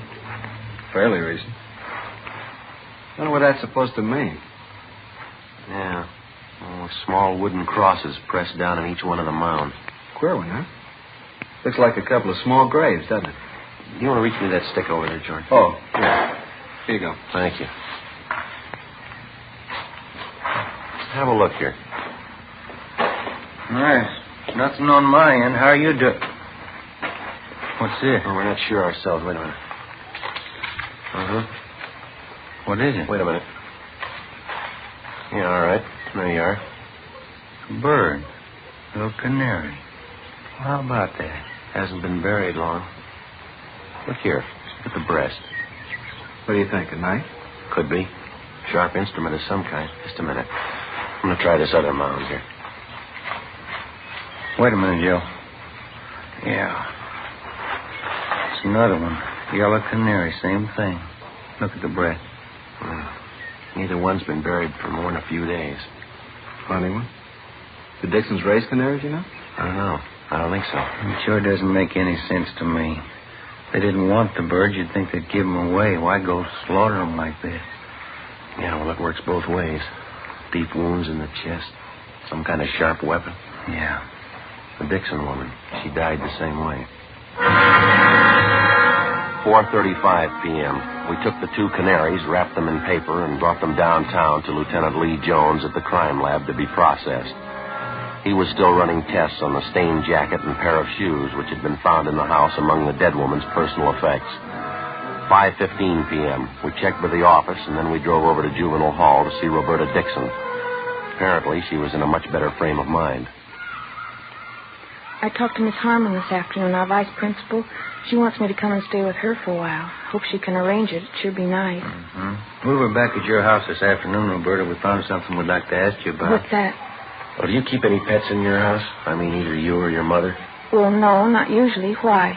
Well, how do you mean, not usually? Well, we didn't up until a week ago. Mama didn't like animals. She didn't want them around. Mm-hmm. Then I got these 2 canaries. I bought them with my own money. I work after school, you know. I see. I bought a cage for them, too. My mother was mad when I brought them home. She didn't like any kind of animals. She kept preaching at me. She finally made me get rid of them. How'd you do that, Roberta? I got a knife and I killed them.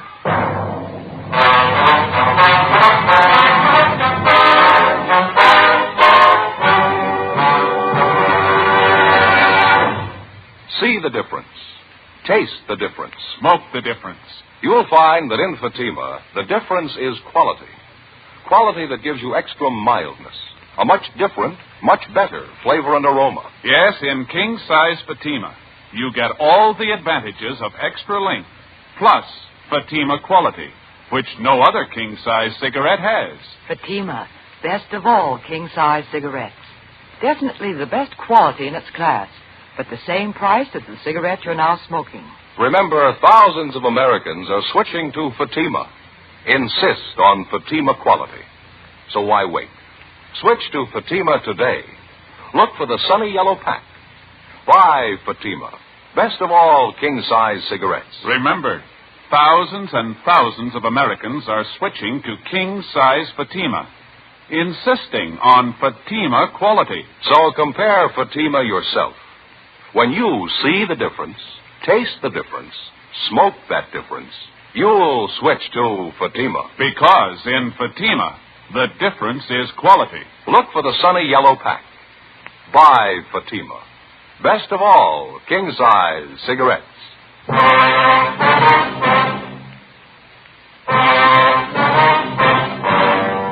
February 18th, the Dixon girl was released to the custody of Miss Harmon pending action by the juvenile court, 9 p.m.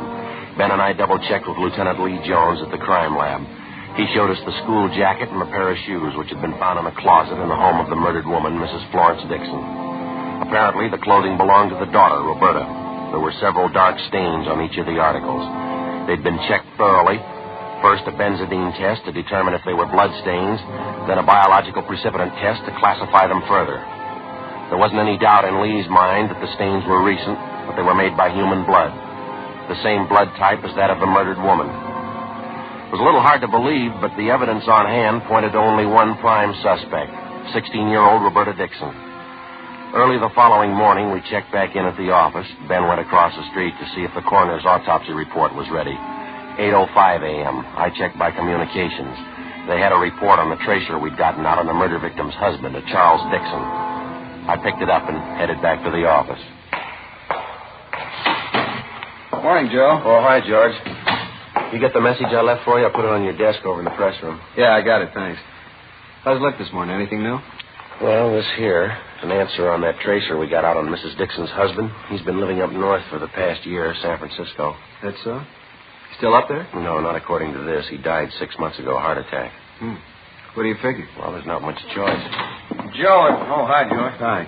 Autopsy report. Coroner just got it out. What's the word? It doesn't jibe with the story we got. The coroner places the time of death close to 7:30 a.m. yesterday. Cause of death, what we figured, chest wound. Some kind of a sharp weapon. There's something else. According to the girl, she had breakfast with her mother before she left for school. Coroner says Miss Dixon hadn't eaten for at least 12 hours before she died. What was that time of death, Ben? 7:30 a.m., no later. Well, I guess we better move on it, huh? Yeah. What's the angle? Well, the daughter, she says she didn't leave the house until 8:30. Along with the policewoman, Ben and I drove out to the home of the high school vice principal, Miss Harmon, where the suspect, Roberta Dixon, was staying. There was no one there. We checked at the high school. Miss Harmon told us that she'd brought Roberta to school that morning. She thought that if the girl attended classes, it'd help keep her mind off her troubles. Miss Harmon checked the classroom the Dixon girl was supposed to be in, but she wasn't there. Her teachers were contacted. None of them had seen her that morning. 9:40 a.m., we drove over to the Dixon home. We found Roberta in the back bedroom. She was sitting calmly at a sewing machine, stitching ruffles on a dress. In one corner of the room, there was an empty bird cage. I'm pretty busy right now. I've got this sewing to do. What do you want to talk to me about? We got a few more questions for you, Roberta. It's about your mother. She's dead, isn't she? Do we have to talk about it? Yeah, I'm afraid we do. Why do we? Just told me she was dead. There's no sense in talking about dead people. Anyway, I've got this sewing to do. I have to get it finished. There. Isn't that pretty? These ruffles go all the way around the bottom of the skirt. Here, like this. Beautiful color, brown. You like it? You want to tell us what happened, Roberta, yesterday morning? Yesterday, I already told you, didn't I? We don't think you were telling the truth. You want to go over it again for us? Well, I've got this sewing to do. You can see that, can't you? 3 more rows of ruffles go on. Right here. I have to get it finished. It takes time, you know. I think you better let the sewing go, Roberta. Oh, no, I couldn't do that. I have to get it finished. I'm afraid this is a little more important. I think you realize that. I went over the whole thing for you already. I told you everything. Wasn't the truth. You know that, Roberta. Why do you say that? Was it the truth? What do you expect me to say? That's up to you. You think I lied, don't you? That's stupid. I haven't got any reason to lie. Did you kill her, Roberta? What? Did you kill your mother? I told you everything already. That's just the way it was. Mama and I got up and had breakfast, and I went to school, that's all. I don't have any reason to lie. Oh, excuse me. Hello? Oh, hi, Fran. Yeah, I'm working on it now. It's going to be beautiful. What? Oh, no, that's all right, sure. Oh, thanks. Yeah, I'm all right. Look, can you call me back later? Yeah, I'll be here. Okay, honey, bye. I'm sorry, officers. My girlfriend, Fran. She's a good friend of mine. She can vouch for me. She'll tell you I'm not a liar. Do you own a pair of brown and white saddle Oxfords, Roberta? No, why? How about a school jacket? Green plaid? No. I don't like green. Brown's my favorite color. The green plaid jacket was found in the house here. It was stuffed back in the hall closet. It had your name stenciled on it. Oh, yeah. That old thing. I don't even wear it anymore. Look at that.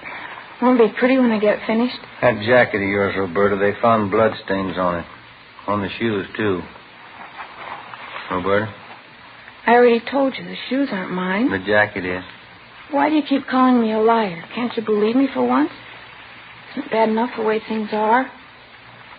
No, the last time we talked to you, you said you left the house at 8:30 yesterday morning. Is that right? Yes, it was around 8:30. Well, we got the report on your mother this morning, Roberta. The coroner says she died at 7:30, no later. That's stupid. How could he tell anyway? He can tell. He's a liar. Something else, Roberta. You told us you and your mother got up and you had breakfast together. Yeah, we had breakfast together. Why are you picking on me? You couldn't have had breakfast together. The time she died, your mother hadn't eaten anything for 12 hours. I guess you're going to say they can tell that, too. That's right. You want to tell us what really happened now? Now tell us the truth, Roberta. It's going to work out a lot easier.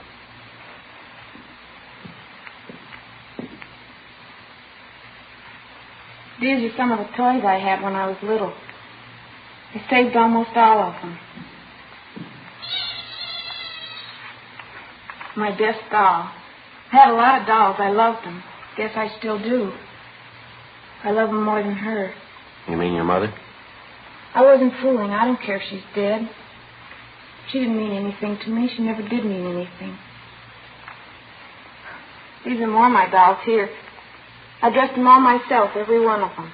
What was the matter, Roberta, between you and your mother, I mean? I don't know. I guess she just didn't mean anything. Not like anybody else's mother. She didn't mean anything at all.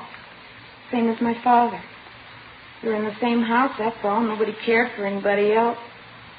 It wasn't anything but fighting, or just not saying anything at all. I'm glad she's dead. You killed her? Is that what you want to say? Here's a little piano I had. I got one Christmas, I think. Look, still plays. You want to tell us from the beginning?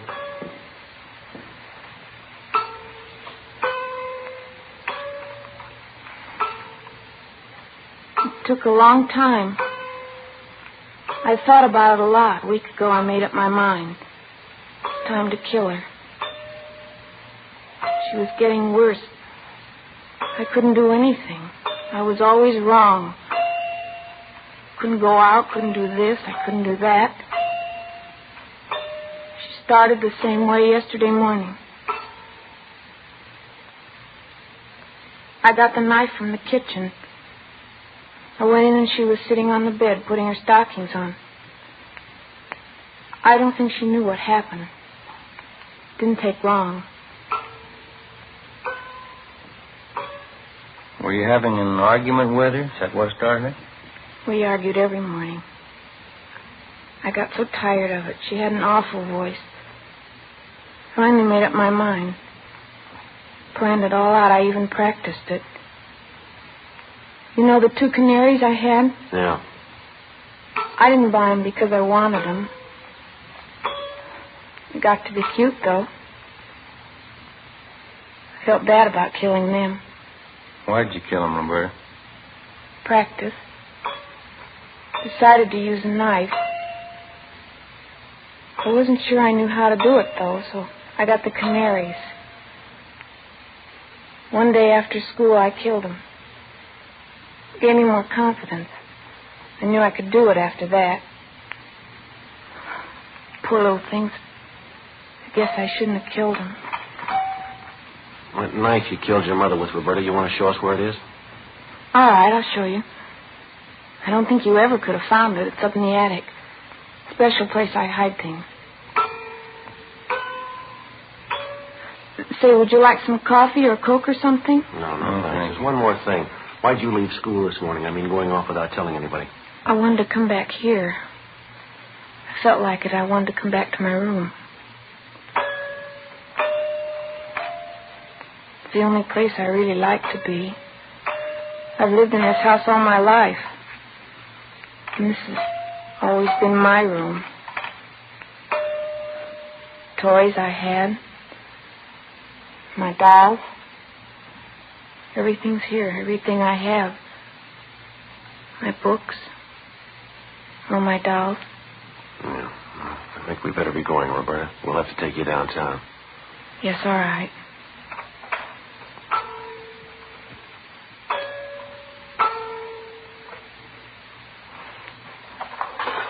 I'll get my coat.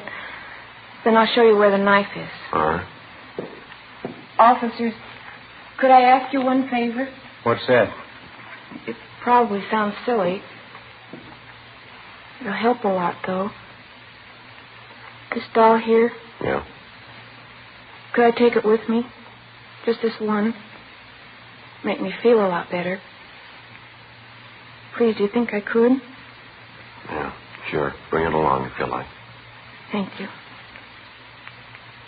You probably think I don't care for anything but my dolls. There's one thing, though, I want to tell you. What's that? I'm sorry now, I really am. I shouldn't have done it. I know it was wrong. You do? Yes, I'm sorry I killed the canaries.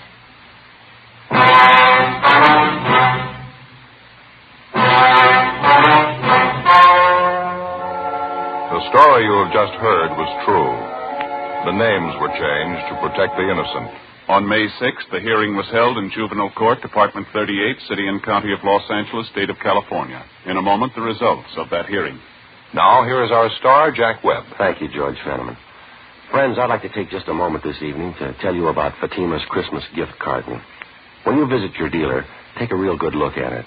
I think you'll agree with me that it's the smartest of all Christmas cartons, just as it should be, because Fatima is the best of all king-size cigarettes. This Christmas season, I'm buying Fatimas for all my friends, and I hope you will, too. Compare Fatima. See the difference. Taste the difference, and then smoke that difference. Because in Fatima, the difference is quality.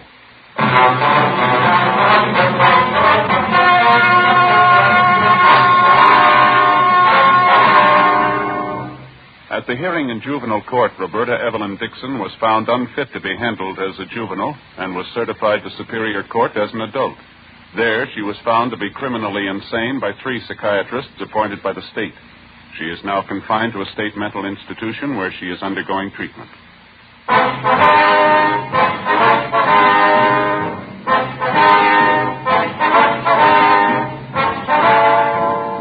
You have just heard Dragnet, a series of authentic cases from official files.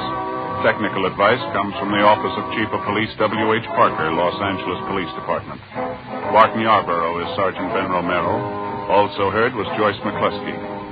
Script by Jim Moser. Music by Walter Schumann. Hal Gibney speaking. Fatima Cigarettes, best of all king-size cigarettes, has brought you Dragnet, transcribed from Los Angeles.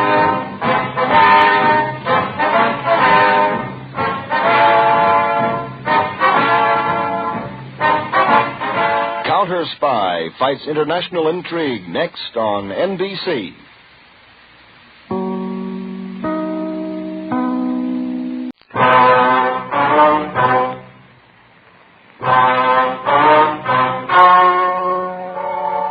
The story you are about to hear is true. The names have been changed to protect the innocent. Fatima Cigarettes, best of all king-size cigarettes, brings you Dragnet.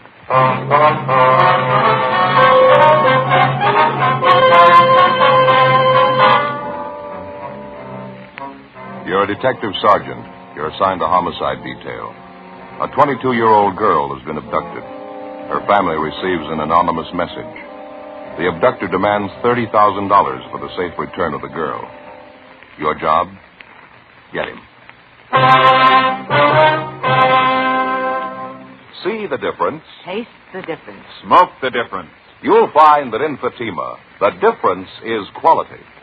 Quality that gives you extra mildness. A much different, much better flavor and aroma. Yes, in king-size Fatima, you get all the advantages of extra length, plus Fatima quality, which no other king-size cigarette has. Fatima, best of all king-size cigarettes. Definitely the best quality in its class, but the same price as the cigarettes you're now smoking. Remember, thousands of Americans are switching to Fatima, insisting on Fatima quality. So why wait? Switch to Fatima today. Look for the bright, sunny yellow pack. Buy Fatima. Best of all king-size cigarettes.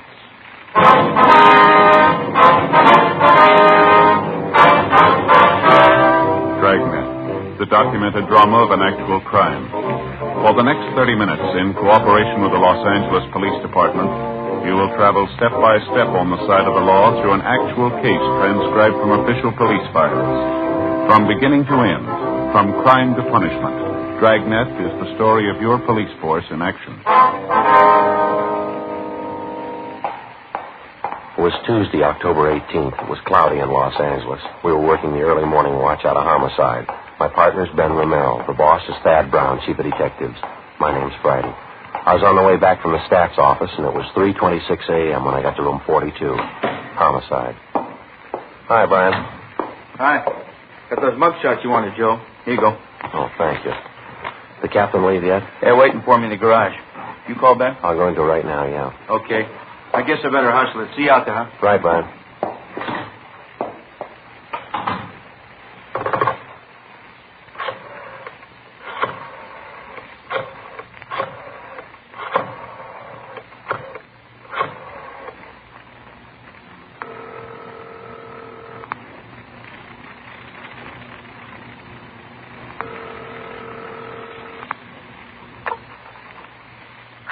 I'm sorry to wake you, Ben. This is Joe. How you feeling? Oh, hi, Joe. What time is it? 3:30 a.m. How's the sore throat? Oh, it's a lot better. Want to be back at work tomorrow. Well, we need you now, Ben. You want to be ready in about 20 minutes? I'll pick you up. 20 minutes?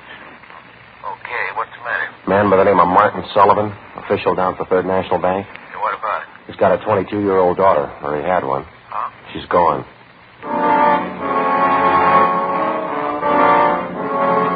Less than 14 hours before, at 1 o'clock the previous afternoon, Judith Sullivan was last seen driving off in a car with a man who'd represented himself as a friend of her father's. At 11 o'clock that night, the Sullivan family received an anonymous letter demanding $30,000 for the safe return of the girl. It had been the only contact made thus far by the abductor. As soon as we got word of what had happened from the girl's father, a broadcast and an APB had been gotten out. The entire force throughout the city had been alerted. 3:44 a.m. I pulled up in front of Ben's house.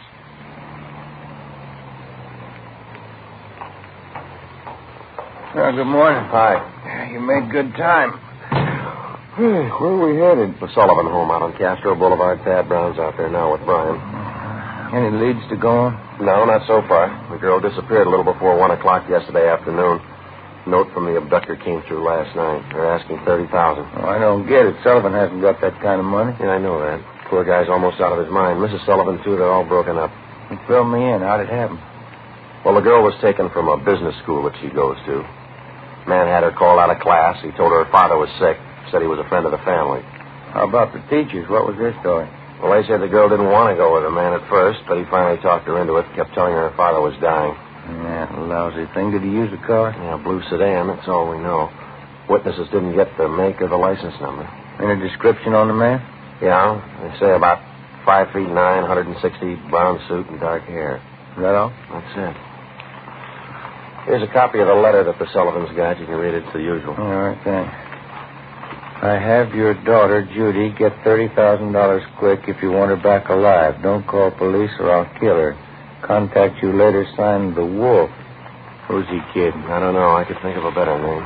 Here we are.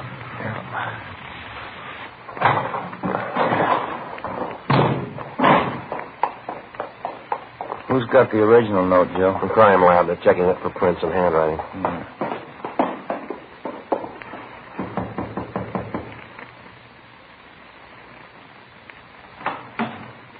Hi, Joe Romero. In the living room. Thank you, Tom. That's the way I see it, Mr. Sullivan. You understand exactly what you have to do now?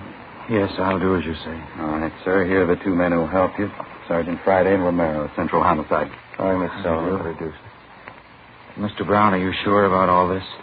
I keep thinking he might get frightened. He might do something to her. Believe me, Mr. Sullivan, it's the only way. I know how you must feel, but we can't do anything else. All right. I want to see Mrs. Sullivan first. Will you excuse me? I'll be ready in a moment. All right, fine.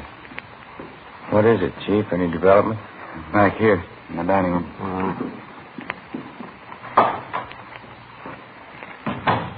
Yeah? That's it on the table. Second note from the guy. When did it come? Half an hour ago. The guy had it delivered by a special messenger, used a plain envelope. Messenger kid didn't know anything about it, doesn't remember what the guy looked like. Let's see, Joe. Yeah, I'll read it. It says, meet me in Elysian Park, 5 o'clock this morning near Balkan Drive. Come alone, bring 30,000. We'll return girl. Don't tell the cops. I'll kill her if you do. It's the same signature, Wolf. Not much time, Chief. It's 4 a.m. now. I know. What we'll have to do as he says. There's no other way. Sullivan's going out there alone, is he? You're going with him, you and Romero. You'll be hidden in the trunk of his car. All right. Anything else? Any plan you want us to follow? Get him, that's all. 4:15 a.m. Ben and I went out back to the garage where Mr. Sullivan's car was parked. We jammed ourselves into the trunk compartment, and Brian closed the door on us. The latch was rigged so that we could push open the door from the inside. A few minutes later, Mr. Sullivan came out, got in the car, and we drove off. At 3 minutes to 5, we pulled up at the designated meeting place up in Elysian Park. We waited. Nothing happened. 5 minutes past 5 a.m. Still nothing. Outside, it started to thunder. Rain's starting, man. Windy. Joe? Are you here? Yeah. A car coming up the road toward us, sounds like. Yeah. Wait a minute. Coming over this way. Yeah, sounds that way, doesn't it? Are you ready? Right. All right, easy. Coming back here. Watch it now.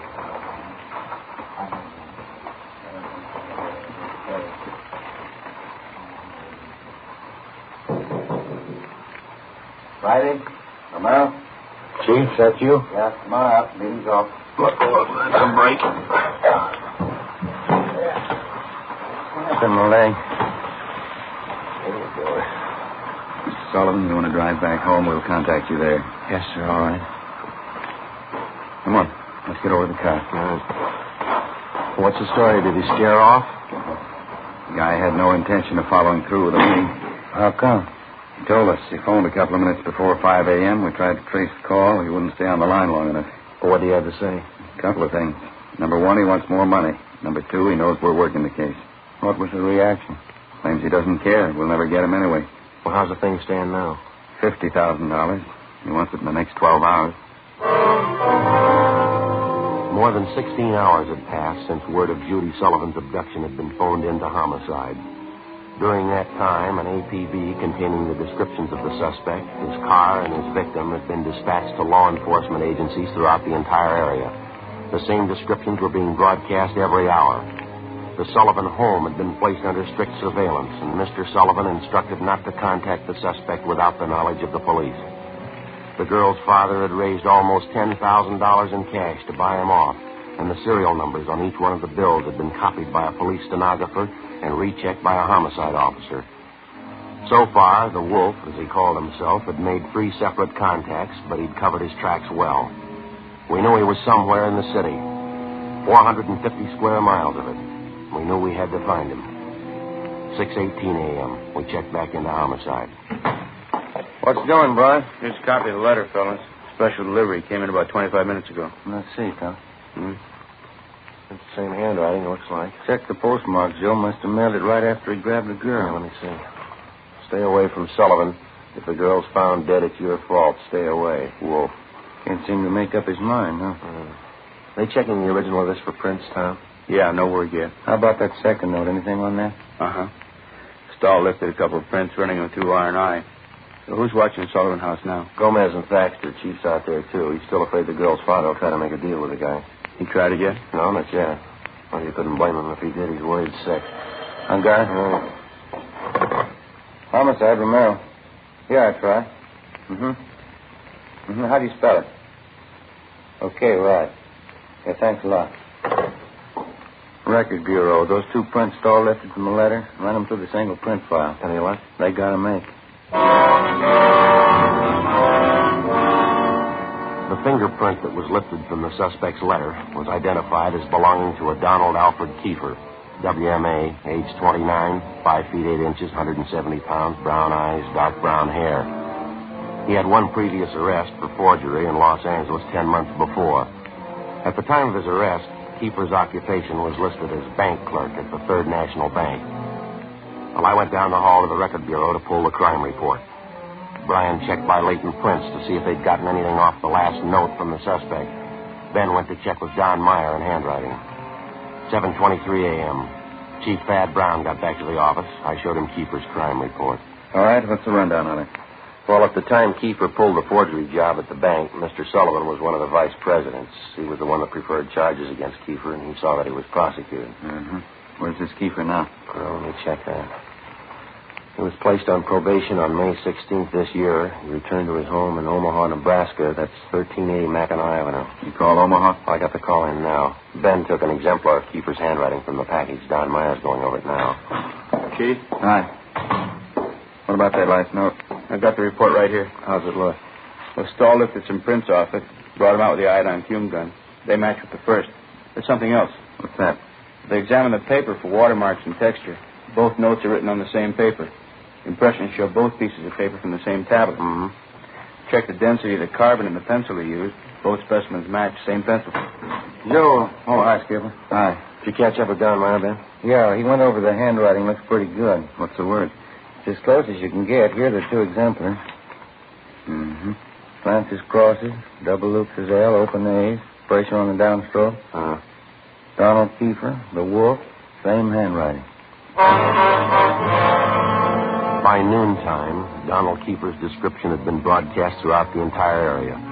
Bulletins were dispatched to all departments, and a supplementary APB was gotten out. Special details were stationed at every post office in the city to watch for notes from the suspect that might come through the mail. The bus depots, railroad terminals, the airports, and all main roads leading out of the city were kept under strict surveillance. The entire Los Angeles area was broken down into single square-mile districts, and a house-to-house canvass was started. A squad of men were assigned to cover each square mile.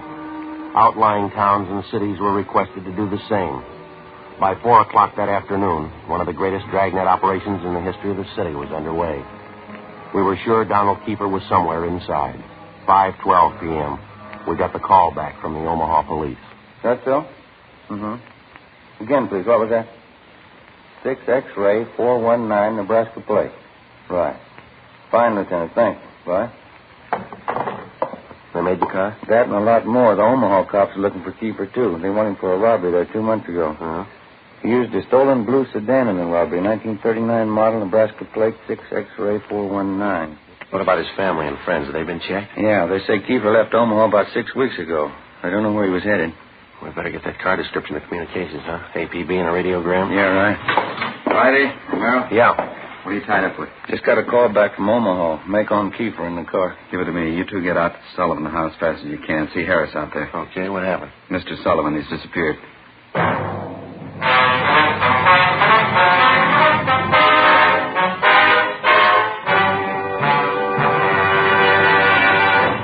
You are listening to Dragnet, authentic stories of your police force in action. Millions heard it, yet only 54 have written. Starting on Dragnet over 2.5 months ago, on September 20th to be exact, Fatima made a special money-back offer to more than 10 million listeners. The results? Amazing. Millions heard it, yet only 54 have written. If you smoke king-size cigarettes, listen to Fatima's famous offer. Buy a pack of Fatimas. Enjoy their extra mildness and superbly blended tobaccos. If you're not convinced Fatima is better than the king-size cigarette you're now smoking, just return the pack and the unsmoked Fatimas before January 1st, and we'll give you your money back plus postage. Fatima, Box 37, New York 1. Remember, thousands and thousands of Americans are switching to king-size Fatima, insisting on Fatima quality. So compare Fatima yourself. When you see the difference, taste the difference, smoke that difference, you'll switch to Fatima. Because in Fatima, the difference is quality. Look for the bright, sunny yellow pack. Buy Fatima. Best of all, king-size cigarettes.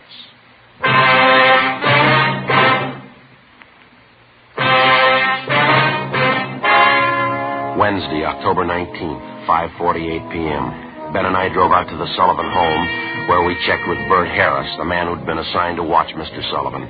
He told us that at about 3 o'clock that afternoon, the father of the missing girl had a phone call. He said he had to go down to the bank, and Harris went with him. While they were at the bank, Mr. Sullivan succeeded in decoying Harris with a fake telephone call. While Harris was answering the call, Sullivan disappeared. Did Mr. Sullivan get any more money while he was at the bank, Bert? Yeah, $5,000. Did you get the serial numbers off the bills? Uh-huh. Shouldn't have let him get out of my sight. Forget it. Right now, we've got to find out where he's gone to meet Kiefer. Did you talk to Mrs. Sullivan about it, Bert? Yeah, says she doesn't know anything about it. Where's she now? Back in the sitting room, lying down. Well, let's try her again, huh? She might be able to help. Okay, it's back this way. What time you got, Joe? It's 5 minutes past 6. I get it. Hello? How's that? Yeah, where are you? What? Oh, well, where are you? Where are you? All right, we'll be right out. Yeah? Mr. Sullivan, he met with Kiefer out in Laurel Canyon. Did he get his daughter back? Yeah, he did. Wrapped in newspaper. All units in the area were notified immediately that a contact had been made with the suspect, Donald Kiefer. We got in the car and we drove out to Laurel Canyon. The entire area had been blocked off. We found Martin Sullivan standing in the middle of the road at the end of East Winding Way. 500 feet down the hill was a private residence where Sullivan had telephoned us, the only building in the immediate vicinity. A few yards beyond the point where East Winding Way ended, back in a clump of tall grass, we found the body of 22-year-old Judy Sullivan. We notified the crime lab, Chief Thad Brown, and the coroner. Despite the severe emotional shock, Mr. Sullivan told us the story. He said Judy was all right. I believed him. I wanted her back. Judy. I tricked the officer, the one watching me. Kiefer said to come alone, no police. Did you see his car, Mr. Sullivan? I wanted her back. I wanted Judy back. I did as he said. I drove out here at 6 o'clock. I waited. I put the money on the front seat, like he said. Did he get the money, sir? And then I got out. I left the parking lights on. I stood up there by the end of the road, and I waited. And then he drove up. He took the money. And then he came up to me. He had a gun. I wanted Judy back. He had a gun. Did you see his car? He said she was up there. Beyond the road, she was tied to a tree, he said. I wanted her back. Well, look, Mr. Sullivan, did you see his car? I went to look for Judy. He drove away. She wasn't there by the tree. I couldn't find her. On the way back, I saw the money on the way. Yes, sir. Oh, Lord, let me find him. Oh, Lord, let me kill him.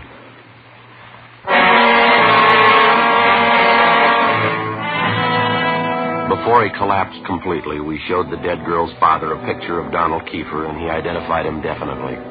The information was immediately relayed back to Central Division and rebroadcast over our entire radio system. Teletypes were dispatched to sheriff's offices and communications sent to law enforcement agencies throughout the country. 9:52 p.m. The house-to-house search was intensified. The Dragnet operation in which we hoped to trap the killer was drawing slowly inward. A few minutes before midnight, Ben and I drove back downtown to the crime lab to check with Lieutenant Lee Jones. Hi, fellas. Come on back. Anything yet, Lee? Just checking over these towels here. Found them wrapped around the girl's body inside the papers. Funny thing about them. What's that? All yesterday's papers. Every story about the girl's disappearance has been clipped out. How about the towels? Any laundry marks at all, Lee? Nothing so far, Joe. Every one of them clipped off. Morgue post the body yet? You're doing it now. Nasty one. Yeah, it sure is. Any footprints or tire marks out where they found the body? No, lots of them. Got two of the men checking them now. One thing... What is it, Lee? I don't know. Under the seam here, this towel. Wait a minute. Give me that pair of snippers, will you, Joe? Yeah. Here you go. Thanks. Press back under the seam here. There. That's one tag he missed. Yeah? Can you read the marking? Greenway Apartments, Los Angeles. "12:34 a.m. We located the Greenway Apartments in the East Wilshire district, and we checked with the manager. He identified Kiefer's mugshot, but he said he hadn't been home to the apartment since the day before. We called the crime lab, and we went up to check the suspect's apartment. One look was enough. Lieutenant Lee Jones found specimens of the Sullivan girl's blood in the wash basin and the bathtub drains. In an adjoining garage, we found the car which Kiefer had used. A blue sedan, Nebraska plates, 6 X-ray 419. A cancellation of the want order for the car was issued and a stakeout placed at the apartment and the garage in case Kiefer decided to return. All that night and into the next day, the citywide dragnet went on. There was no sign of the killer. At 10 minutes past 2 that afternoon, the first piece of ransom money showed up. It was at a used car lot on the corner of Beverly and Naylor Streets. 2 hours later, another piece of the money turned up at a busy downtown department store. In both cases, the man who passed the stolen money was finally identified as Donald Kiefer. Details were strengthened in both areas where the money appeared. The search went on, 6:42 p.m. Ben and I got a call to meet Chief Thad Brown at the Hollywood Division Station. Tommy Bryan from Central Homicide was with him. This is the way it stacks up now. This pin map over here, this is where we're concentrating the search. This area here. How about the lead we had on him downtown? Didn't it work out? No, the last 20 minutes we picked up 3 possible leads on the man out in this neighborhood here. East of Vine, south of Franklin, west of La Brea, north of Santa Monica. Mm-hmm. More ransom money show up? You got it there, Brian. Read it off. Yeah. 5:35, Sunset and Highland. Newsboy thought he saw Kiefer crossing the street. 20 minutes later, a salesgirl in the diamond store up on Hollywood Boulevard thought she saw him. 10 minutes after that, he was reported seen near the intersection of Hollywood Boulevard and Las Palmas. You figure the reports are reliable? They were all checked out. Didn't put too much faith in him until a few minutes ago. How's that? $5 bill was passed at a cigar store, Hollywood Boulevard and Hawthorne, ransom money. We've already doubled the number of men and cars in the area. Men stationed at every intersection to keep an eye on pedestrian traffic. We're covering everything. Streets, stores, covering the whole neighborhood. I'll get it. Homicide, Brian. Yeah, just a minute. You, Chief. Oh. That, Brian? Yeah. Where? When was that? No, stay there. We'll be right there. Goodbye. Another piece of ransom money. Where did it turn up? A theater on Hollywood Boulevard between Fairview and Hawthorne. Who passed the money? You think it was Kiefer? They're positive. They say he's in the theater right now. The information on Kiefer was phoned into communications immediately, and within a few minutes, men and cars converged on the neighborhood. The 1/2-mile area around the theater was completely blockaded. Every exit and entrance to the theater was covered. 7:23 p.m. Ben and I, along with Chief Thad Brown and Tom Bryan, met in the theater manager's office. Brown outlined our plan of operation. At 7:32 p.m., a detail of 14 men walked down the side aisles on the main floor of the theater and took up their posts on either side of the orchestra pit. The picture was stopped and every light in the theater was turned on. Chief Brown, Bryan, Gomez, Thaxter, Ben, and myself went down the aisle and up onto the stage. Chief Brown made the announcement. Ladies and gentlemen, would you hold it quiet for a minute, please?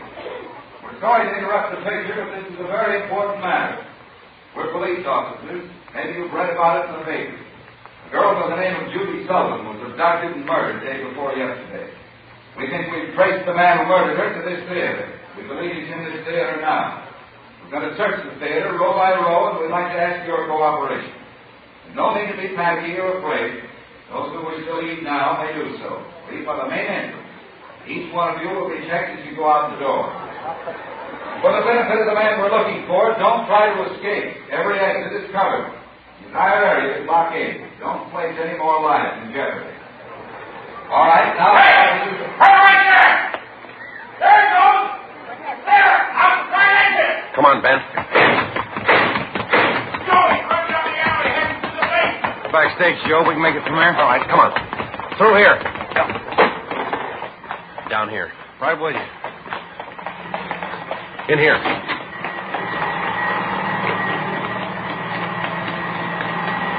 Come on, over here.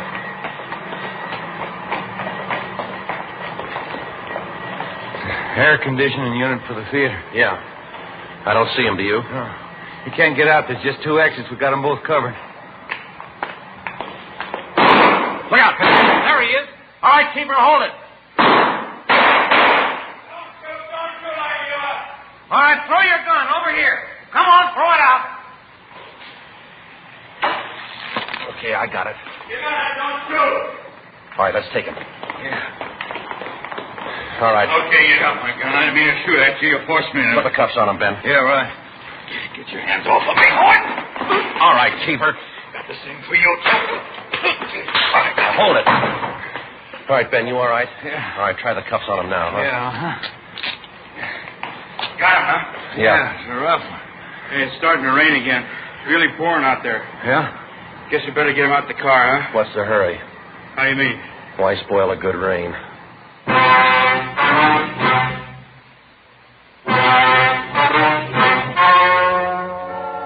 The story you have just heard was true. The names were changed to protect the innocent. On January 19th, trial was held in Superior Court, Department 87, City and County of Los Angeles, State of California. In a moment, the results of that trial. Now, here is our star, Jack Webb. Thank you, George Fenneman. Friends, this Sunday evening, December 16th, Fatima brings you a television preview of Dragnet on Sound Off Time on NBC. Check your papers for the time. Now, it's an actual case history filmed right on the spot, right at the City Hall, downtown Los Angeles. Starting in January, Dragnet will be seen regularly on television, in addition to Dragnet Radio. Now, remember, Fatima is making all this possible and making it possible for you to give the best this Christmas to everybody who smokes king-size cigarettes. Fatima in the new holiday gift carton. It's the smartest of all Christmas cartons, just as it should be, because Fatima is the best of all king-size cigarettes. Give Fatima.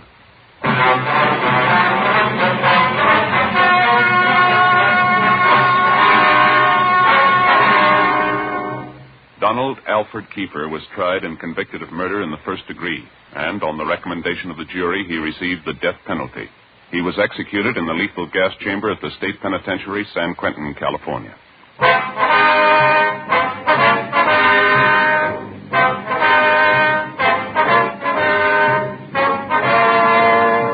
You have just heard Dragnet, a series of authentic cases from official files.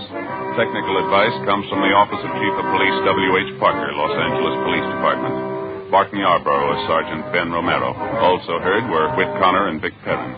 Script by Jim Moser. Music by Walter Schumann. Hal Gibney speaking.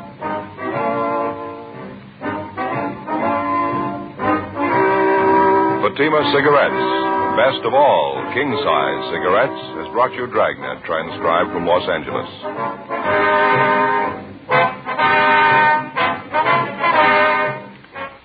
Counter Spy fights international intrigue next on NBC.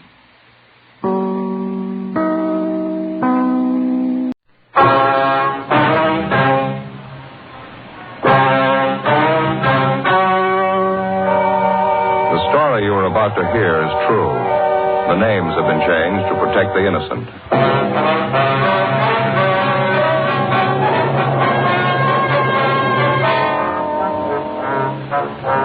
You're a detective sergeant. You're assigned to homicide detail. A small boy is reported missing from his home. His age, 9 years. Foul play is suspected. Your job? Find him.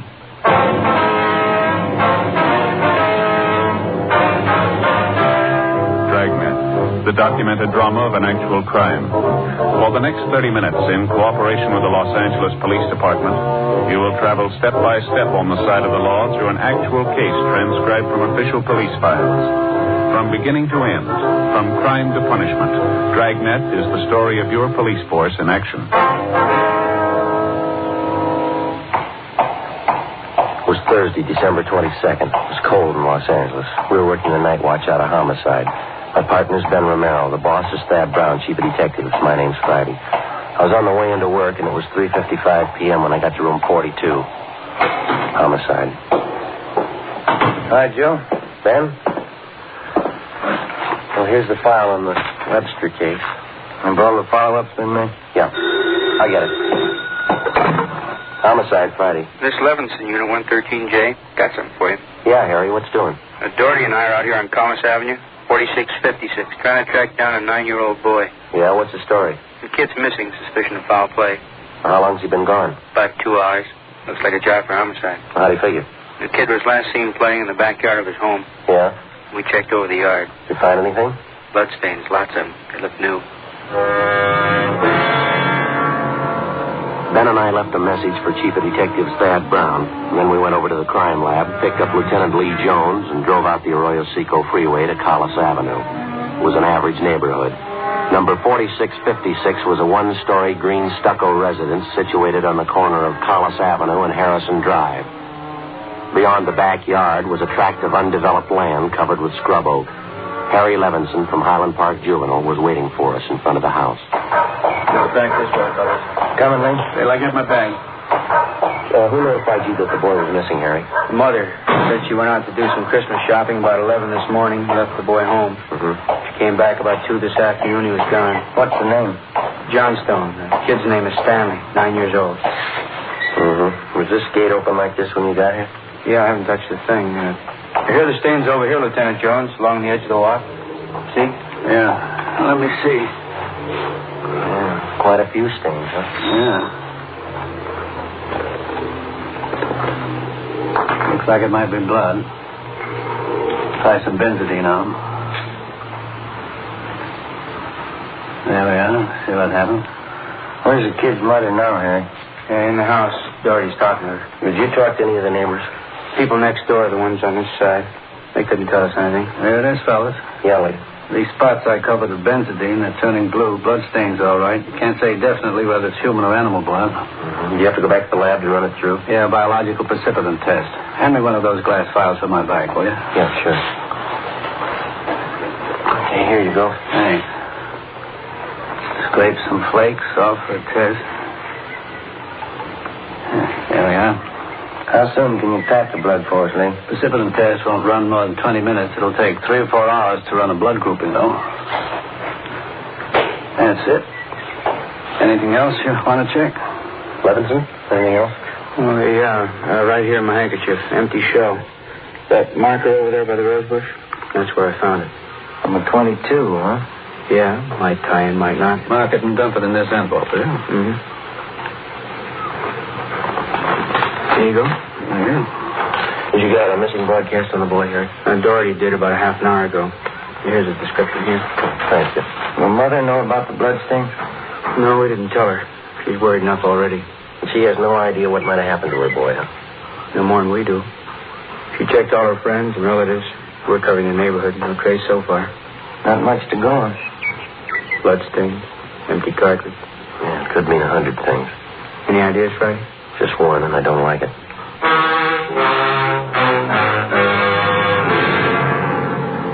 4:30 p.m., Thursday, December 22nd. The neighborhood search for 9-year-old Stanley Johnstone continued. Lee Jones went back to the crime lab to start the precipitant test and the blood grouping. Levinson and his partner Doherty from Highland Juvenile stood by. We called Chief of Detectives Thad Brown, and he ordered up a special detail to aid in the search for the missing boy. Ben and I questioned the boy's mother, Mrs. Ruth Johnstone, a woman in her early 40s. She seemed fairly calm under the circumstances. Miss Johnson, is your boy standing in the habit of wandering off without telling you where he's going? No, he's not in the habit of wandering off, but he has done it before. Well, when was the last time, Miss Johnstone? You don't have any children, do you, Sergeant Friday? No, ma'am, I'm not married. Well, there comes a time in every young boy's life when he feels that it's time to leave home, go out on his own. Usually happens somewhere around 8 to 10. I think I know what you mean. I have a boy. Well, then you know how it is. My husband and I scolded Stanley one afternoon after school, and he was quite put out about it. Thought George and I were unfair. Packed a few of his things and left. Well, how long was he gone? Oh, no time at all, about 2 hours. I was worried about him, but my husband said to leave him alone. But every boy had to go through that stage. Well, then you think that he's run away from home again this time? Yes, I think so. He's been gone about 4 hours now, and I have a funny feeling about it. Did you and his father have some misunderstanding with the boy recently? Well, that's just it. We haven't. I don't mind telling you now that we're talking about it. I am getting worried. Was there any place around that he might like to visit, a hobby shop, playground, someplace he might be? Yes, there's Jensen's model shop, Little Shannon Burroughs, but I've already called there, and he hasn't been seen all day. I've called all his friends, and they have no idea where he is either. Well, we'd like a list of all of his friends and the places that he was known to frequent. Yes, all right, I'll give them to you. Where do you suppose he is? Where's your husband now, Miss Johnson? At work. George works for the city. He's a fireman. What house is he stationed at? Engine Company 12. He's working the A platoon. He'll be home tomorrow morning. I haven't told him Stanley's gone. Was there any chance the boy might be down at the firehouse with his father? No, he seldom goes down there anymore. No, I don't think he's there. I'm awfully worried. May I call my husband? Certainly, go ahead.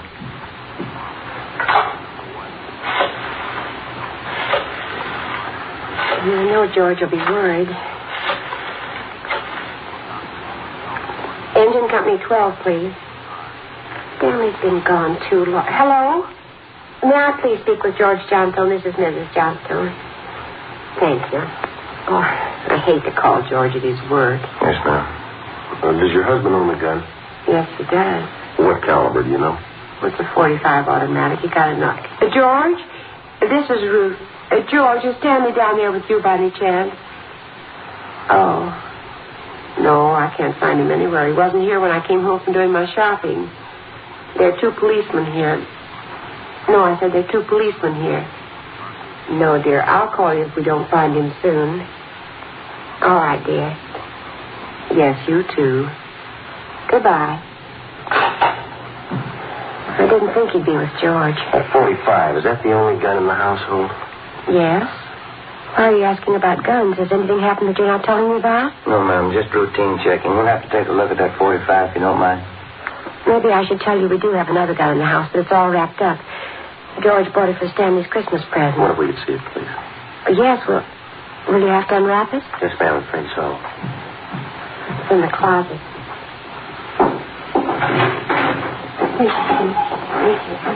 We had to hide it. Let me see. Look, there's a paper it was wrapped in, and Stanley must have found it. It's gone. You see, here's the gift card and the box the gun came in, the rifle. I wonder if I could look at that box, ma'am. Thanks. How about it, Joe? .22 caliber. Thursday, December 22nd, 5:15 p.m. It was getting dark. The search for the missing boy continued. We checked the list of Stanley Johnstone's friends. None of them or their parents had any idea of his whereabouts. We talked with Levinson again. He'd been in touch with the detail combing the neighborhood. They'd found nothing. We went down to Collis Avenue and 10th Street, the service station on the corner. One nickel, you? No, I got one. Will you watch the tab? Yeah.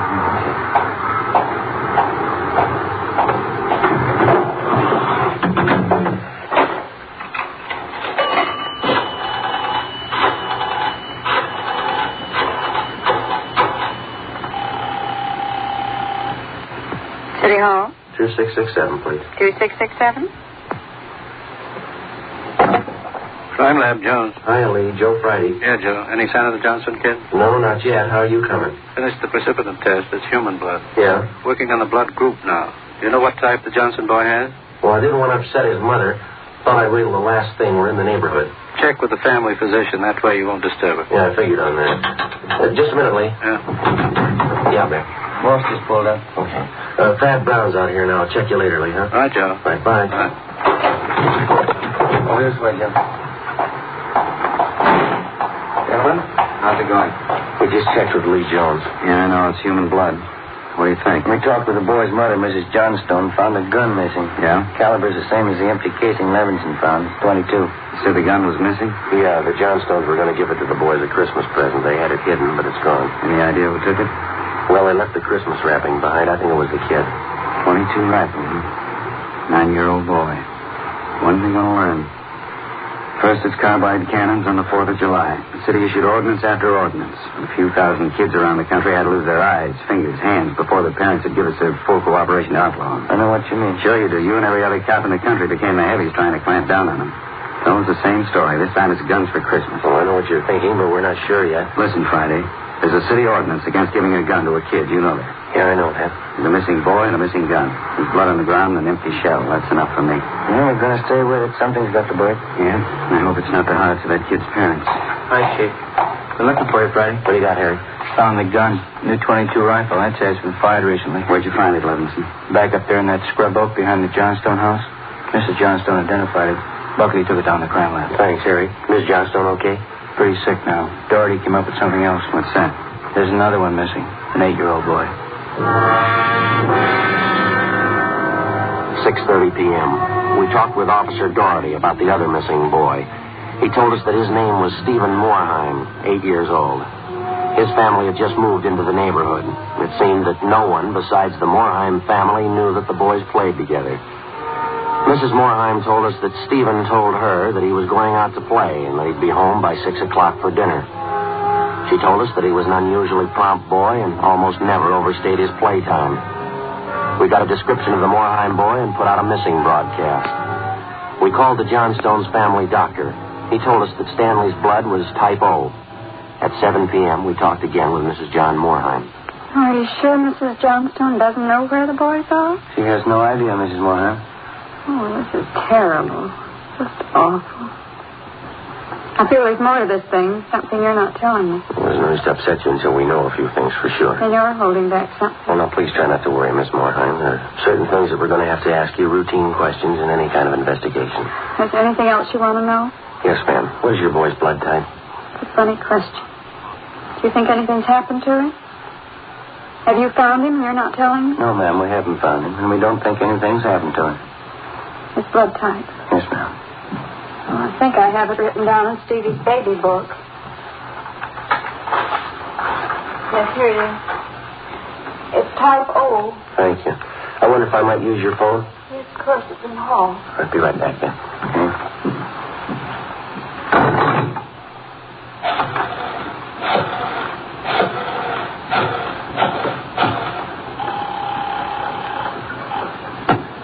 City Hall.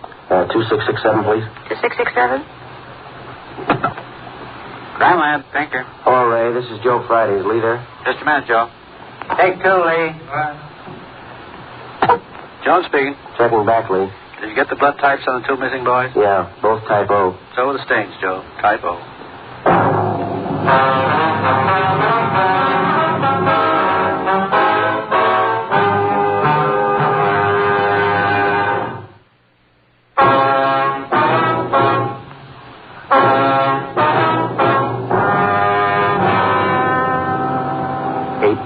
Thursday, December 22nd.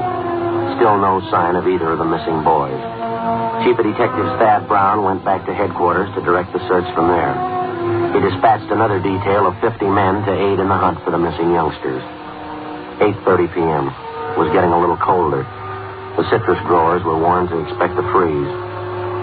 We went up the block to see Mrs. Johnstone. Her husband had quit work early and returned home. We talked with him for a while.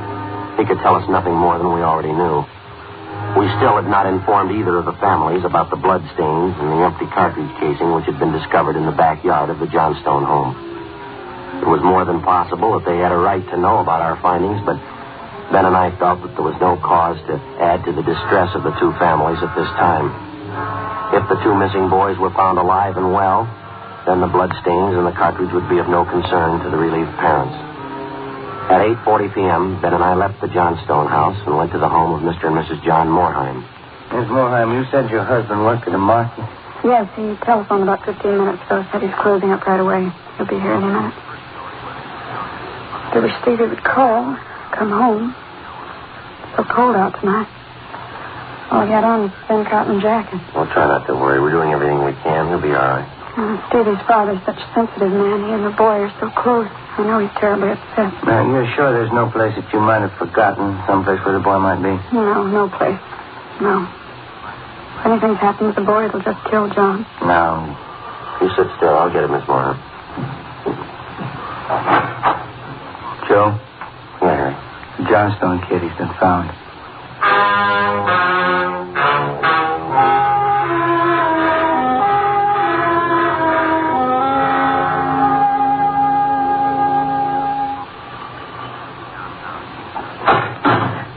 He's home, Sergeant. He's come home. Thank God he's all right. Where's he been? Did he tell you? No, he didn't. His clothes are all dirty and he's acting strange.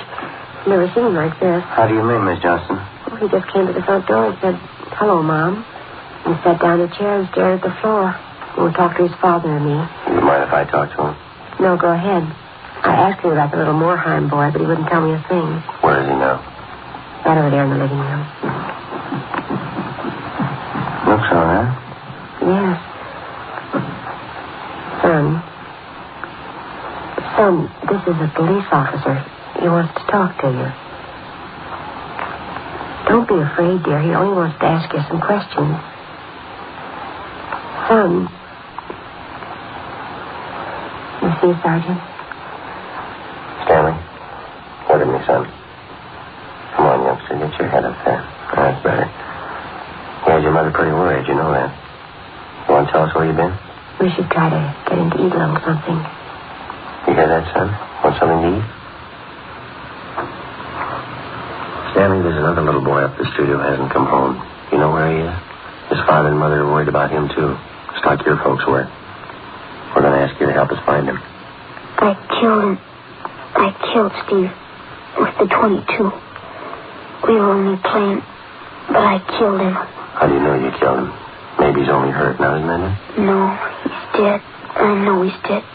The gun went off. We forgot we put bullets in there. Where is he, Stanley? I hit him. I was scared. I didn't want anybody to find him. Where did you hide him, son? In a cave up on the hill. I didn't mean it. He was my pal. Do you want to show us where, Stanley? Yes, I'll show you. Please, don't send me to jail.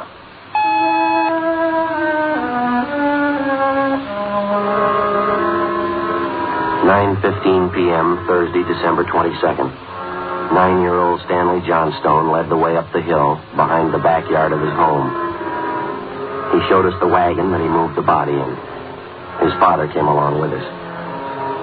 About 50 feet from the crest of the hill, the boy pointed to a thicket of scrub oak. There we found a small cave holding the body of Stephen Morheim. There was a single bullet wound in his chest just below his heart. He was dead. We covered the body. Stanley, how did it happen? I knew my folks were going to give me the gun for Christmas. I knew where it was, and I got it. There was a box of bullets with it. Were you pointing the gun at Stephen, son? No, sir. No, sir, I wasn't. It was Steve's turn to play with it. I was chasing him. He tripped over that stump there and he fell. Gun hit him in the stomach and it went off. Well, why do you think you killed him if you're telling us the truth? I'm telling the truth. Honest, that's the truth. Well, I believe you, son, but why do you think you killed him? It was my gun. Stevie'd still be alive if I didn't go and get it. Should have waited till Christmas. It's all my fault. Well, where have you been all this time? In the cave with Steve. What were you doing in there, son? I was praying. I was praying for God to make him alive again.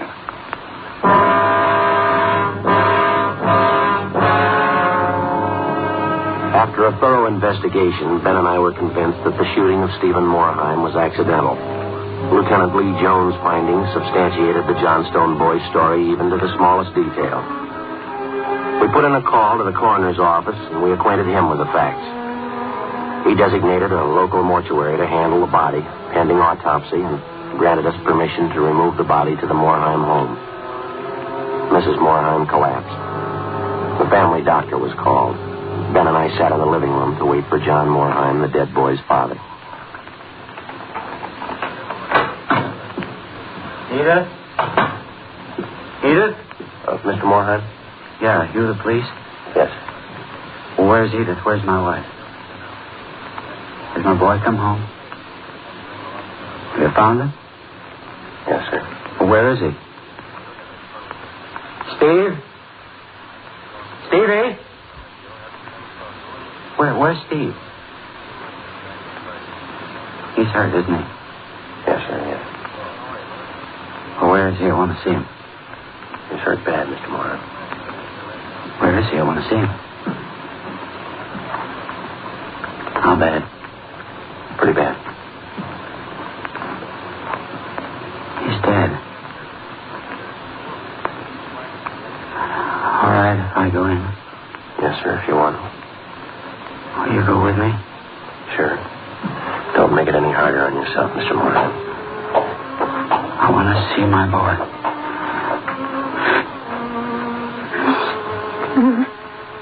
Mr. Morheim.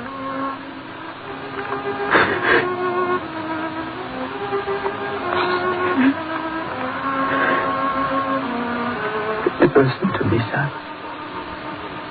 We got you a lot of nice things for Christmas. everything you wanted. I got you the 3 new cars for the train.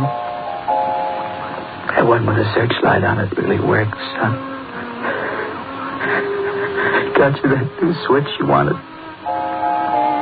lot more track. Oh, now you can have big layout. And you know that new baseball mitt we saw? I got it for you. The cowboy outfit you wanted. I got it. Mr. Moorheim. Come on, you. What happened? It was an accident. He was playing with a Johnstone boy up the street. Playing with a gun. It went off. What was the other boy's name? Stanley Johnstone. It was an accident. Mr. Moorheim, where are you going? I want to see that boy. We had no idea what the dead boy's father had in mind. We didn't feel that we should try to restrain him. Ben and I went along with him up the street to the Johnstone home.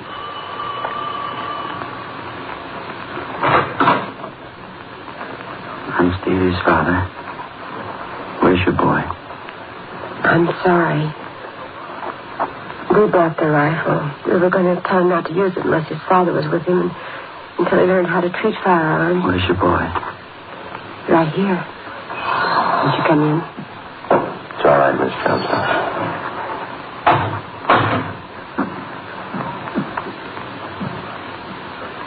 You the boy that was with Stevie? Yes, sir. What's your name? Stanley. I know it wasn't your fault, Stanley. Wonder if you'd do something for me. Yes, sir. I've got a lot of nice presents for Stevie. I know he'd want you to have them. I want to give them to you Christmas Eve. Mom? I think that'd be a fine idea, son. Come on, Ben.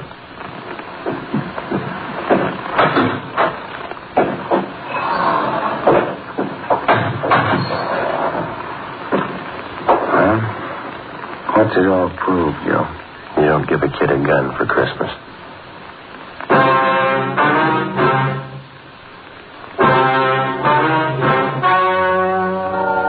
The story you have just heard was true.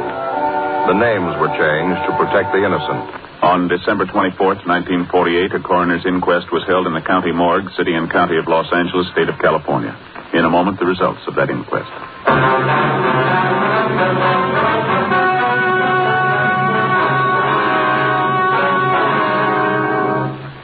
At the coroner's inquest, it was officially recorded that Stephen Moorheim's death was the result of an accident.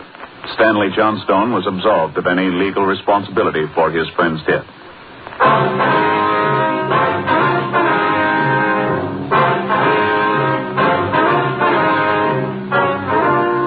You have just heard Dragnet, a series of authentic cases from official files. Technical advice comes from the Office of Chief of Police W.H. Parker, Los Angeles Police Department.